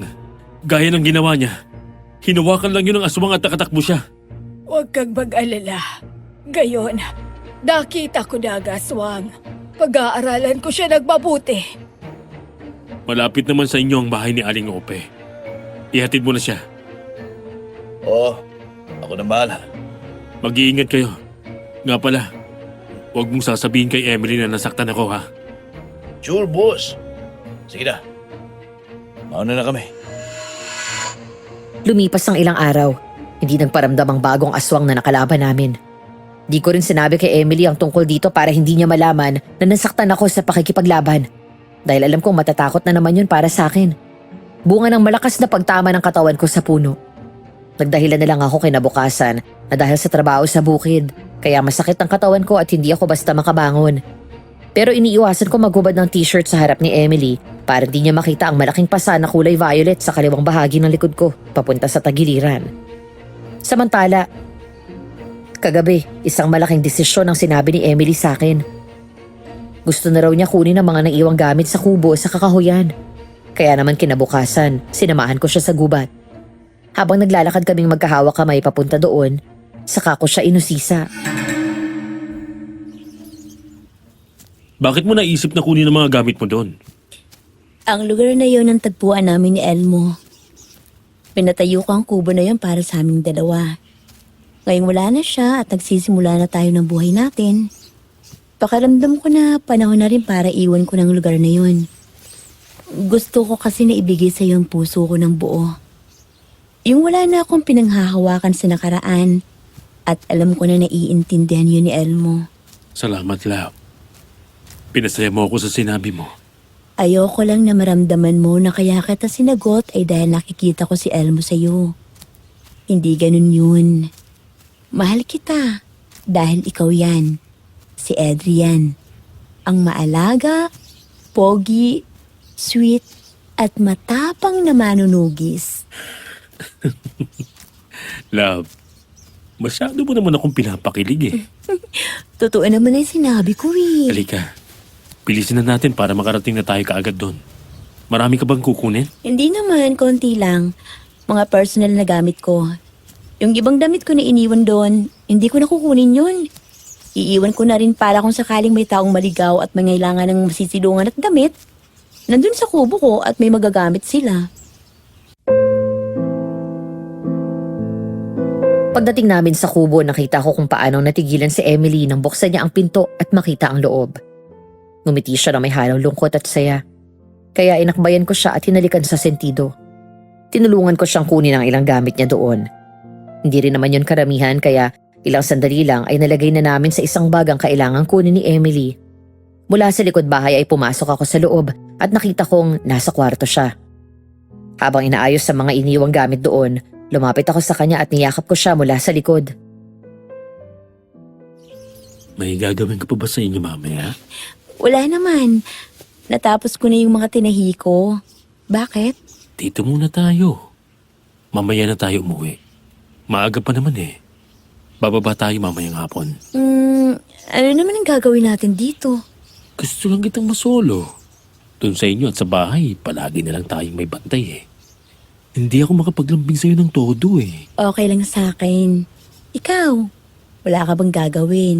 Wala. Pahinga muna ako ngayon sa bukid at pagtugi sa aswang. Si Gio munang kasama ni tatay sa bukid. Yun naman pala eh. Pero ano naman ang gusto mong gawin natin dito? Sa tingin ko alam mo na. Bigla akong kinabahan. Nahihiya ako. Lab ako to. Hindi mo kailangan mahiya sa akin. Huwag ka matakot. Hindi naman kita pababayaan eh. Pero kung ayaw mo at hindi ka pa handa, hindi naman kita pipilitin. Makakapaghintay naman ako. Hindi eh. Gusto ko. Kinakabahan lang talaga ako eh. Pagtiwala ka sa akin. Akong bahala sa'yo. Kinuha ko ang kamay niya at hinalikan ko ang likod nito. Pagkatapos ay masinigpitan ko ang yakap sa kanya at sunod ay hinalikan ko siya sa sentido. Pababa sa kanyang pisngi at leeg. Natawa ko nang tumawa siya ng makiliti sa halik ko. Lumingon siya sa akin at hinawakan niya ako sa pisngi, kaya sinalubong ko siya ng halik sa labi. Agad tumugon si Emily at pinihit ang katawan paharap sa akin. Habang lumalalim ang halik namin, yumapos siya sa bewang ko ng mahigpit. Doon ako huminto at napahiyaw nang mapisil niya ang pasa ko sa tagiliran. Aray! Aray! Oh, bakit ka sumigaw? Anong nangyari? Ha? Wala. Anong wala? Ang lakas ng sigaw mo eh. Napano ka? Wala to, love. Ipagpatuloy na natin. May sugat ka ba? Wala nga. Nang hindi ko nakumbinsi si Emily, sinubukan niyang itaas ang suot kong t-shirt. Sinubukan ko rin siyang pigilan pero natigilan ako at takot nang umiti sa kanya nang pukulin niya ako ng masamang tingin. Napakamot na lang ako sa ulo at napapikit nang iteras niya ang damit ko at tuluyang nakita ang malaking pasa sa tagiliran ko. Gulat na gulat siyang tumingin sa akin, saka tuluyang pinahubad sa akin ang damit ko. Oh, napano to? Bakit ang laki ng pasa mo? Wala. Nabanggalan sa kanto ng cabinet namin. Adrian, wag mo akong lukuhin. Hindi ganito kalaki ang pasa ng nabanggalang sa pader. Umamin ka sa akin. Dahil to sa pakikipaglaban mo sa aswang, no? Mawawala rin naman yan, love eh. So, tama nga ako. Bakit hindi mo sinasabi sa akin to? Ayoko lang na mag-alala ka. Love naman eh. Paano kung mas malala ang naging tama mo? Hindi mo pa rin sasabihin sa akin. Ayoko lang kasi matakot ka. Kailan nangyari to? Wala na akong nagawa kundi ikwento ang totoong nangyari. Isa lang ang napatunayan ko nung araw na yon. Hindi ako natatakot na makipaglaban sa aswang. Kaya kong makipagpatayan sa kanila. Pero ibang takot na naramdaman ko nang magsalubong ang kilay ni Emily at nagalit sa akin. Doon ko ipinangako sa sarili ko na hindi ko na ulit ako maglilihim sa kanya. Totoo pala sinasabi ng iba. Ibang klase ng takot na mararamdaman mo kapag si Commander na ang nagalit sa'yo. Sorry na. Yan nga ba sinasabi ko eh. Kaya sinasabihan na kita na tumigil ka na dyan sa panunugis mo. Paano kung sa susunod hindi lang yan ang abutin mo? Kaya nga sorry na eh. Nangako naman ako sa'yo, di ba? Ihinto na ako. Hindi ko lang talaga napaganda ng aswang na yon. Hindi ko alam nung gabing yun kung gaano siya kalakas. Kakainis ka. Ayoko na naglilihim ka sa akin. Hindi na mauulit. Sorry na, Pangako. Ito na ang una't huli na maglilihim ako sa'yo. Magagalit na talaga ako ng tuluyan sa'yo kapag inulit mo pa to. Opo, hindi na po mauulit. Promise. Sorry na. Halika dito. Aalisin natin yung galit mo. Sandali lang naman. Adrian!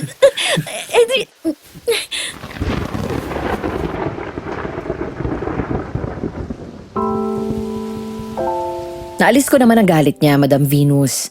Nang halikan ko si Emily, yumakap siya sa leeg ko pagkatapos binuhat ko siya at maingat na hiniga sa papag. Sa gitna ng kakahuyan at sa ilalim ng malakas na buhos ng ulan. Sa unang pagkakataon ay may namagitan sa amin. At yun ang isa sa mga pinakamagandang nangyari sa buhay ko. Sa unang pagkakataon ay ipinagkatiwala ni Emily sa akin ang kanyang sarili.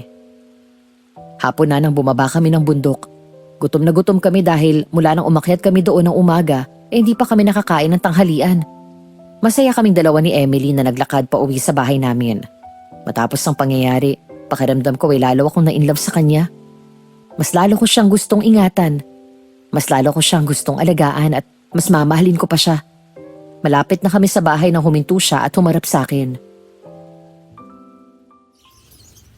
Love, paano kapag nabuntis ako? Di buntis ka. Matutuwa pa ako kapag nangyari yun. Dahil magkakaanak na tayo. Talaga?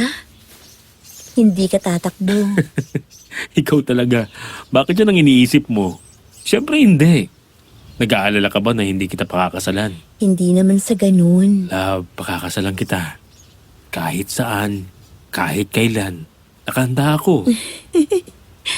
Thank you. Ang sarap pakinggan na may assurance ako sa'yo. Pasensya ka na't kung ano-anong naiisip ko. Walang anuman. Halika na. At umuwi na tayo sa bahay. Nakatanggap ako ng text mula kay tatay. At doon daw tayo dumiretso sa bahay. Okay. Magkahawak kami ng kamay at nagpatuloy sa paglalakad. Palapit pa lang kami sa bahay nang magtaka kaming dalawa ni Emily at nakitang naroon sa may pinto sina Lola Dada, Marilu at Aling Ope. Nagkatinginan kaming dalawa bago pumasok sa bakuran. Doon napalingon sa amin ng tatlong babae. Bakas ang gulat at takot sa kanilang mukha. Nung hindi na ako nakatiis, lumapit kami sa kanila at nagtanong ako. Aling Ope, bakit nandito kayo sa labas?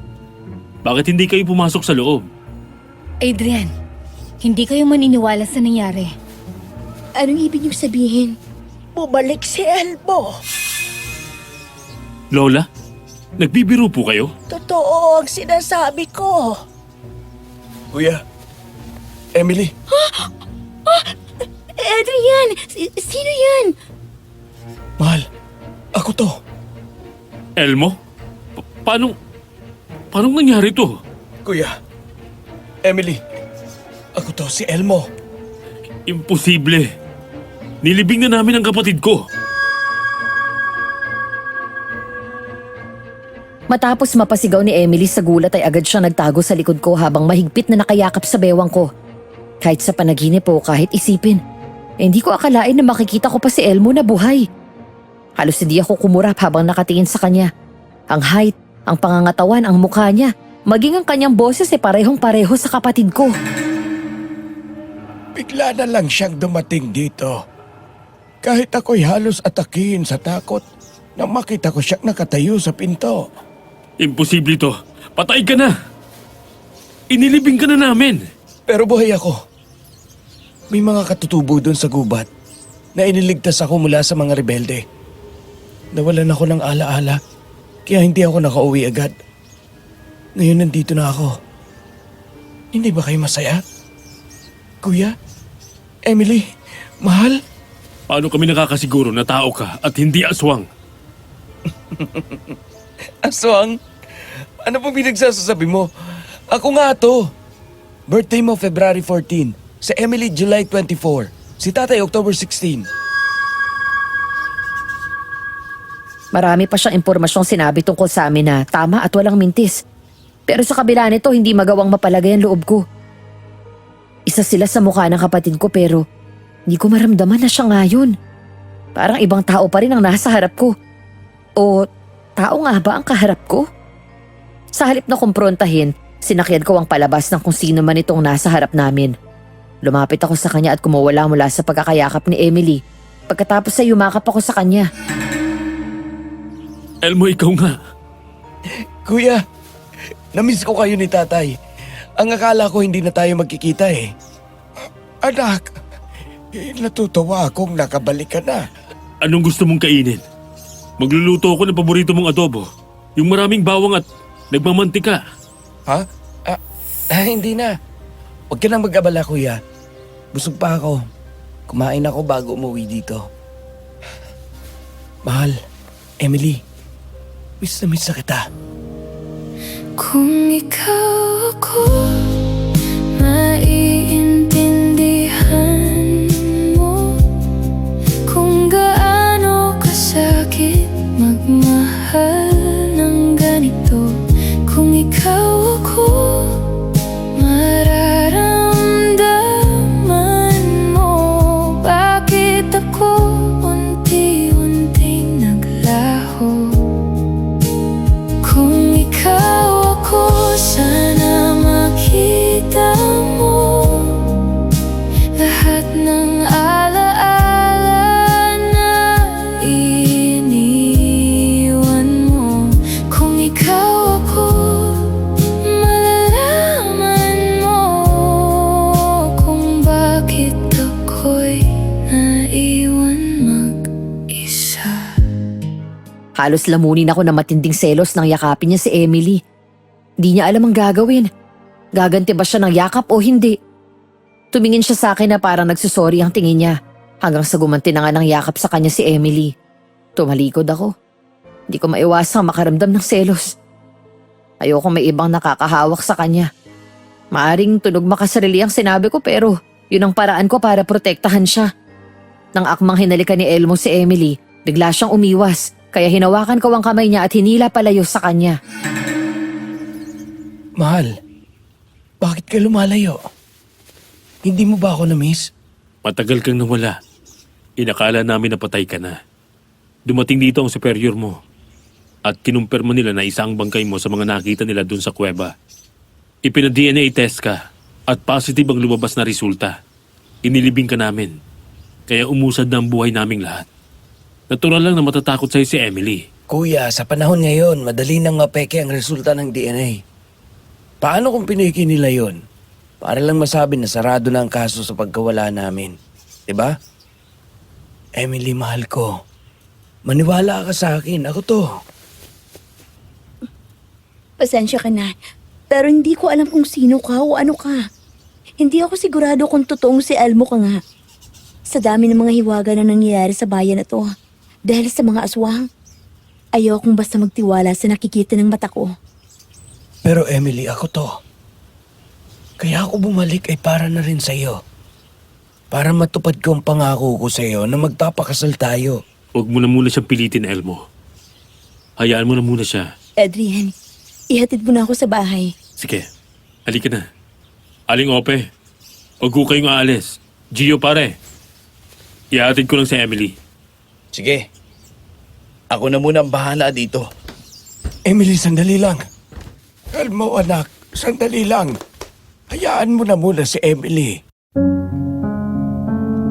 Sa harap ni Elmo ay nawakan ko si Emily at naglakad kami pabalik sa bahay nila. Kasunod sina Lola Dada at Marilu. Pagdating namin sa kanila, saka pinakawalan ni Emily ang luha niya at galit, kaya niyakap ko siya ng mahigpit. Kahit ako man ay nagagalit din. Kung ako ang masusunod, kanina pa kami naglalaban. Pero kailangan kong pigilan ang sarili ko hanggat hindi pa ako nakakasigurado kung ano o sino ang taong yon na ginagaya ang kapatid ko. Napalingon ako kay Marilu ng sawa kasi malaya siya nakapagsalita. Niyakap mo siya kanina, di ba? Anong naamoy mo sa kanya? May masangsang ako na amoy gaya ng typical na amoy ng aswang.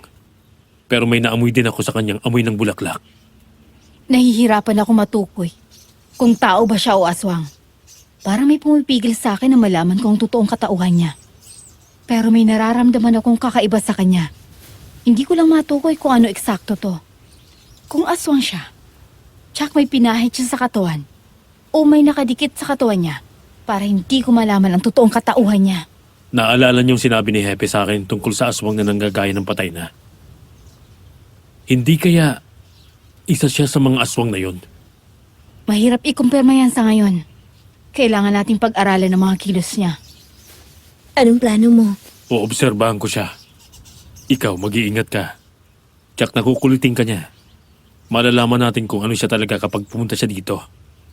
Sa dami ng pangontrang nakasabit dito sa bahay niyo, hindi siya basta makakapasok kung aswang nga siya. Oo. Oobserbahan ko rin siya.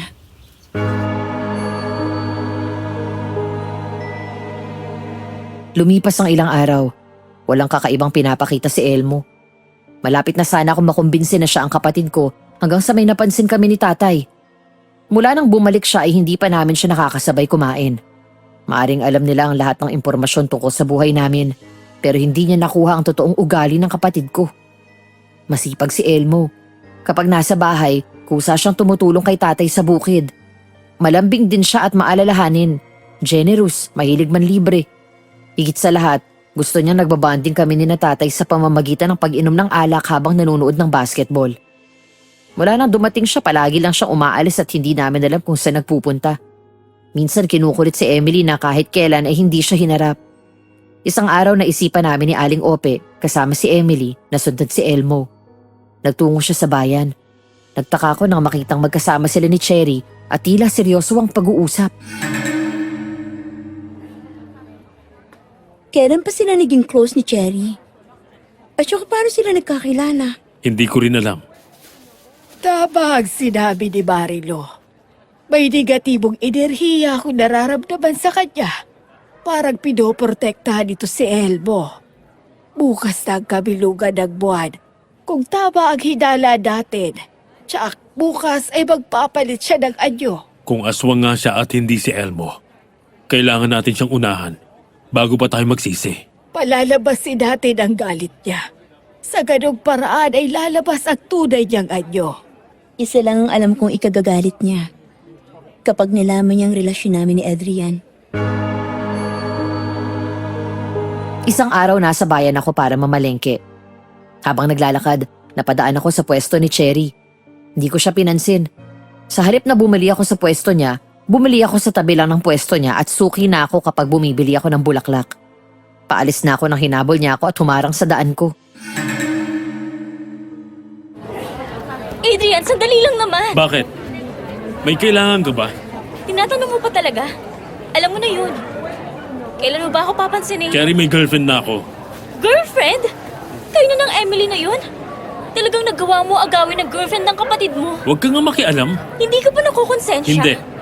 Kaya lumayas ka sa daanan ko. Naaawa lang ako kay Elmo. Nandito naman ako.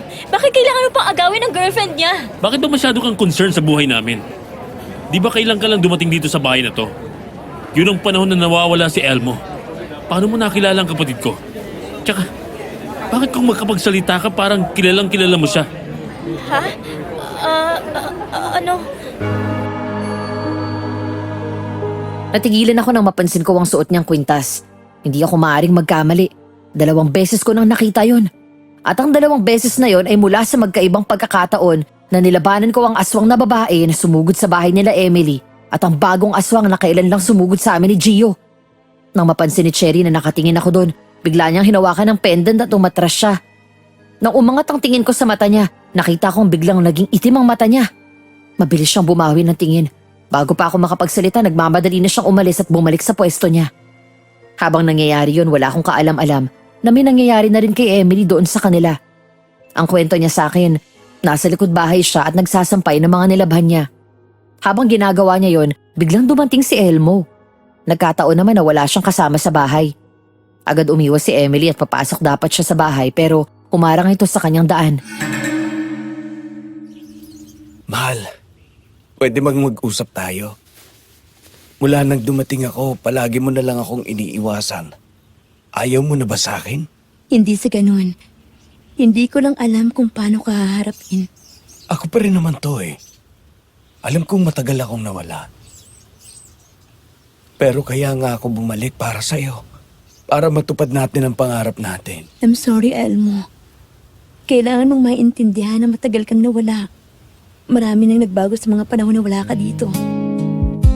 Magkatabi tayo sa isang mesa.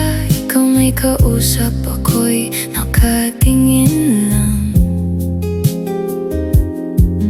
Umiti ka sa kanya, hindi sa akin. Doon ko nalaman, hindi ako ang pipiliin. Sana kahit sandali ay maramdaman mo ang tibok ng pusong para lang sa'yo. Kung ikaw ako, maiintindihan mo kung gaano kasakit magmahal ng ganito. Kung ikaw ako, mararamdaman mo bakit ako unti-unting naglaho. Kung ikaw ako, sana makita mo lahat ng alaala na iniwan mo. Kung ikaw ako, malalaman mo kung bakit ako'y naiwan mag-isa.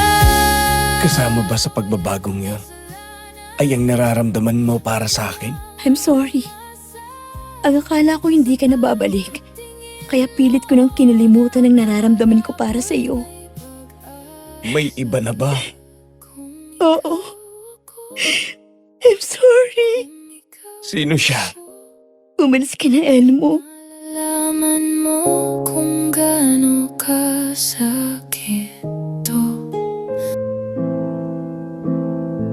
Papasok na dapat siya pero pinigilan siya ni Elmo. Pagkatapos ay umiiyak na niyakap siya mula sa likod. Napaiyak si Emily. Di dahil sa nalilito siya sa nararamdaman niya, kundi dahil nasasaktan siya na nasaktan niya si Elmo. Sinubukan niyang kumawala pero mahigpit siyang niyakap nito. Huwag mo kong iwan, Emily. Mahal na mahal kita. Sa akin ka na lang ulit. Pangako, hindi na ako aalis. Hindi na kita iiwan. I'm sorry, Elmo. Hindi ko gustong saktan ka. Hindi ko alam na babalik ka pa. Kung may magagawa lang ako. Pero ito ng realidad natin ngayon. Sabihin mo sa akin. Sino siya? Sinong lalaking pinalit mo sa akin? Umalis ka na, please. Emily! Sandali lang! Emily! Hindi mo ako pwedeng iwan! Pilit na kumawala si Emily mula sa pagkakayakap sa kanya ni Elmo. Nang tuluyan na siyang makalayo ay pilit niyang tinulak ito at nagmamadaling pumasok sa bahay. Pagkatapos ay mabilis na nilak ang mga pinto at isinara ang mga bintana. Saka niladlad ang kurtina. Narinig niyang patuloy siyang tinatawag ni Elmo at katok ng katok sa pinto. Kuminga ng malalim si Emily nang sumandal siya sa pader matapos biglang tumahimik at pinunasan ang luha niya. Agad ako nagpunta kay Emily nang mabalitaan ko mula kay Marilu ang ginawa ni Elmo. Nasa bakuran pa lang ako'y tumatakbo na siyang lumapit sa akin at yumakap ng mahigpit. Mula nang dumating ang peking Elmo ay medyo dumistansya muna kami sa isa't isa. Habang pinag-aaralan at minamanmanan pa namin ang kilos nito. Gumanti ako ng yakap kay Emily. Nang tumingin siya sa akin ay hindi na namin napigilan ang aming mga sarili at agad na hinalikan sa labi ang isa't isa ng matagal. Sinaktan ka ba niya? Hindi naman. Pero kung sakaling may ginawa siyang hindi maganda, nakahanda naman akong lumaban. Salamat sa Diyos kung ganon. Pasensya ka na kung wala ako kanina dito. Okay lang, love. Siguro kailangan ko na rin talagang matutong lumaban at ipagtanggol ang sarili ko. Para sa mga ganong pagkakataon na wala ka, at least, hindi ka masyadong mag-aalala sa akin. Isa yan sa mga dahilan kaya ako na-inlove sa'yo eh. Yung pagiging matapang mo. Salamat. Tulog na naman yata si Lolo Dada. Isa pang ang kiss.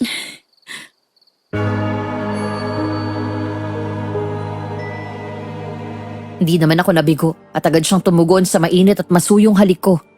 Niyakap ko siya ng mahigpit habang patuloy kaming magkasalo sa halik na yon. Hanggang sa maputol yon nang biglang dumating si Elmo. Huminto kami ni Emily at tinago ko siya sa likod ko. Kitang-kita ako ang panlilisik ng kanyang mga mata sa galit dahil sa naabutan na tagpo. Nakakuyom ang kamao habang nagpapalipat-lipat ng tingin sa amin. Siya ang tinutukoy mo, Emily? Ang kuya ko? I'm sorry, Elmo. Nung nawawala ka, naghintay ako sa iyo. Sa mga panahon na halos mamatay ako sa lungkot at pangungulila sa iyo. Si Adrian ang nasa tabi ko. Nung malaman namin na patay ka na, hindi pa rin niya ako iniwan hanggang sa mahulog ang loob ko sa kanya at mahalin siya. Tama ka, Elmo. May relasyon nga kami at mahal ko siya. Mga walang iya! Mga taksil! Sinasabi ko na nga ba, Gio? Pare, heto! Saluin mo! Biglang lumabas si Gio sa pinagtataguan niya at binato niya sa akin ang sibat. Habang si Emily naman ay mabilis na tumakbo papasok sa bahay. Mabilis akong lumabas ng bakuran nila at sa gitna ng kalye ay hinarap ko ang aswang. Siya ang aswang na biglang sumugod sa amin nung 3:00 ng madaling araw. Ngayon, naintindihan ko na kung bakit niya nagawang gayahin ang boses ng kapatid ko. Galit na galit akong tumingin sa aswang habang hawak ko ang sibat. Hayop ka! Nagkamali ka ng ginaya! Unang araw pa lang ng pagpapanggap mo, ay ramdam na namin na hindi ikaw si Elmo. Sinasakyan ka lang namin para makasiguro kami kung anong klaseng nilalang ka.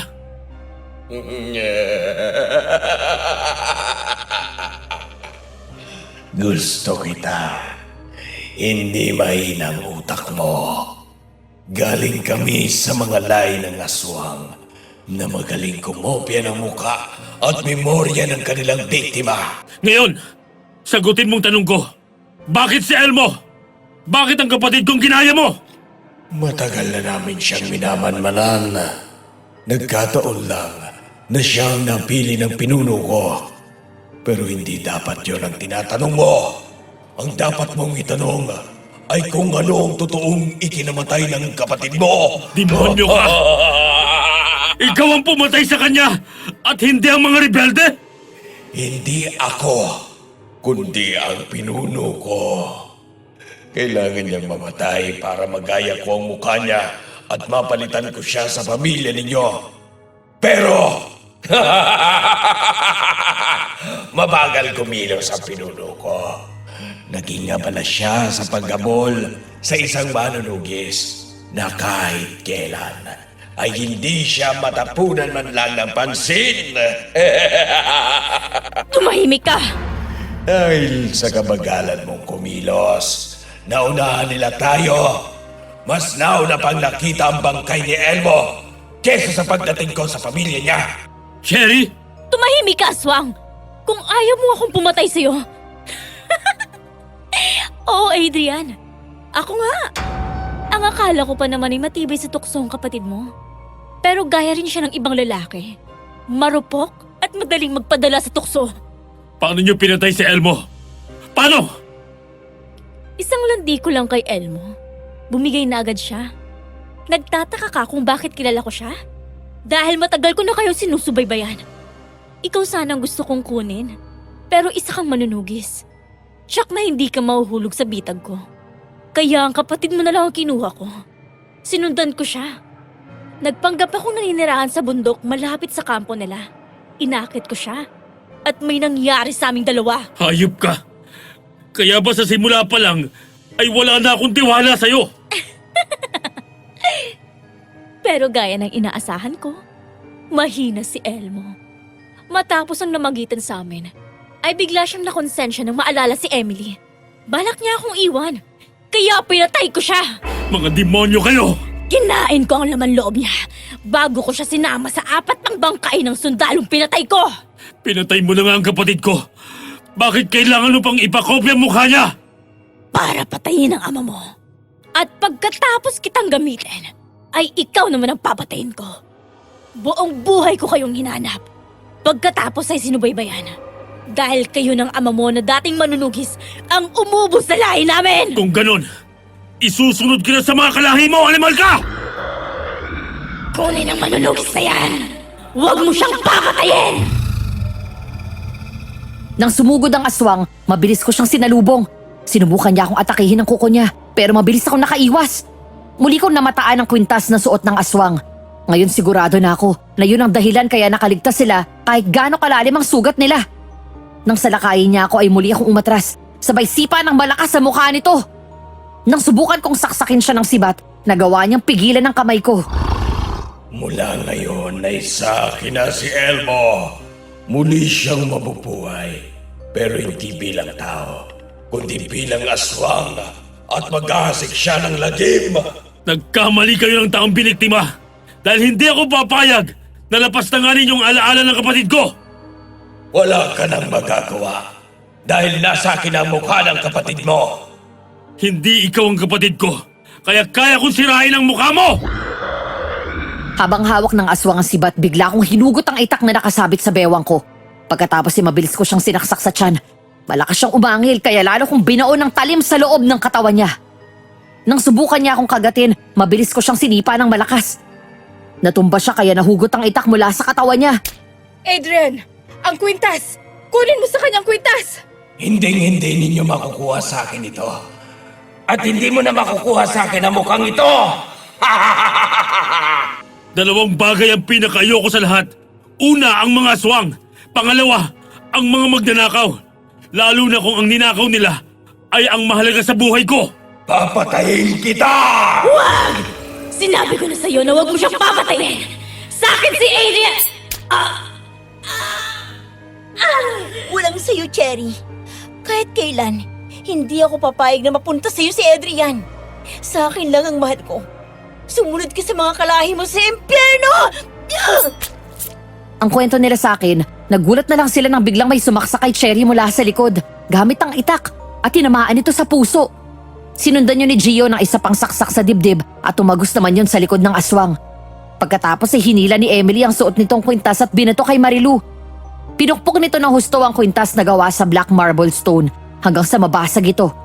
Dahil doon ay tuluyang bumagsak si Cherry at namatay. Sumigaw ng malakas ang aswang na kalaban ko nang bumulagta ang katawan ng babaeng aswang at silaban ito ni Gio. Pinuno! Wala ka ng kakampi. Kaya huwag kang malungkot dahil isusunod kita sa kanya. Uubusin ko kayo! Bago mo pa magawa yan, kasama mo na si Cherry sa impyerno! Ang kwintas ko! Mamatay ka na!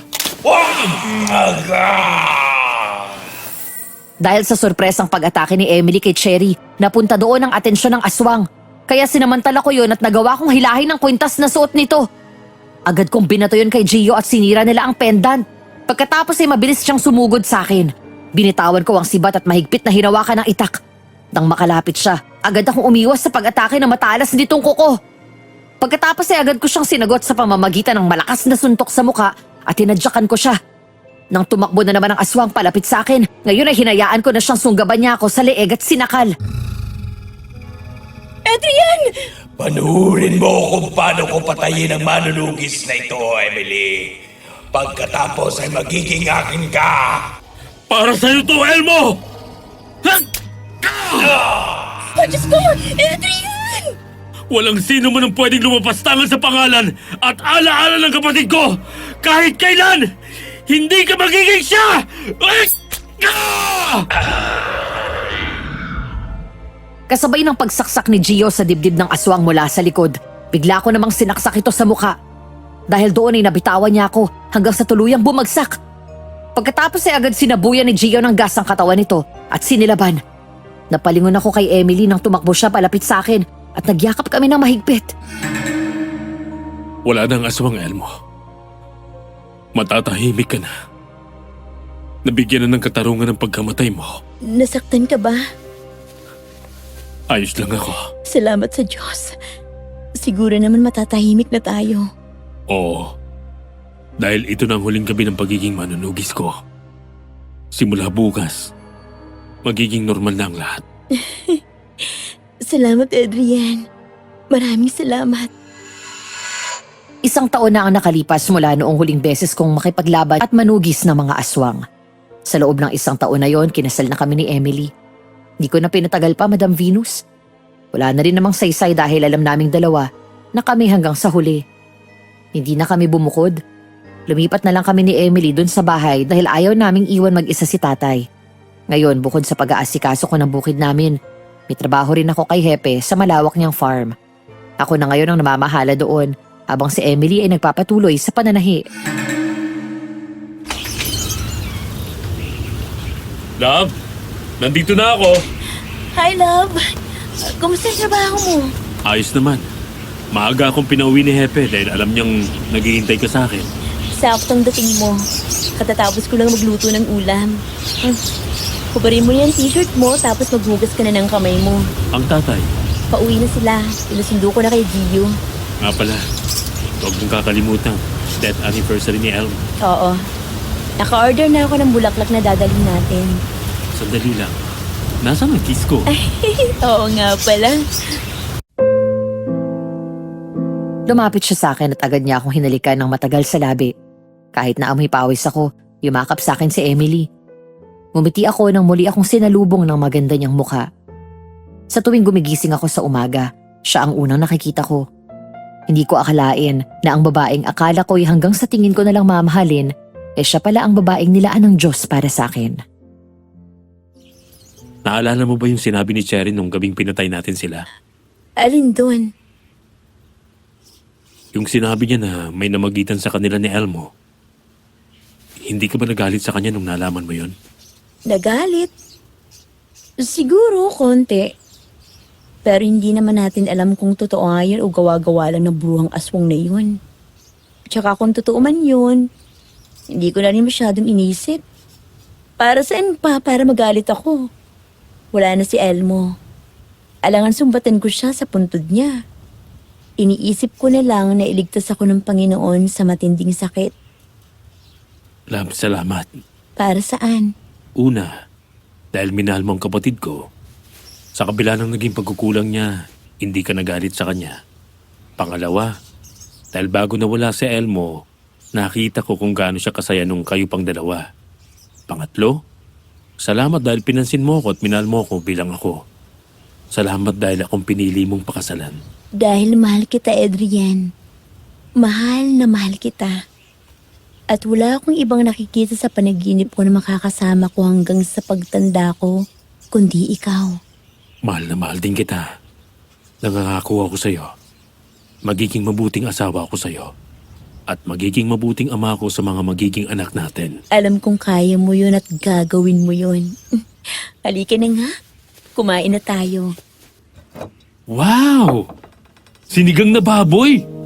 Kung ikaw ako, maiintindihan mo kung gaano kasakit magmahal ng ganito.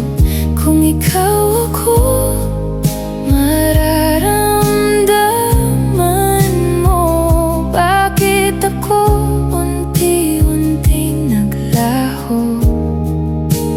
Kung ikaw ako, sana makita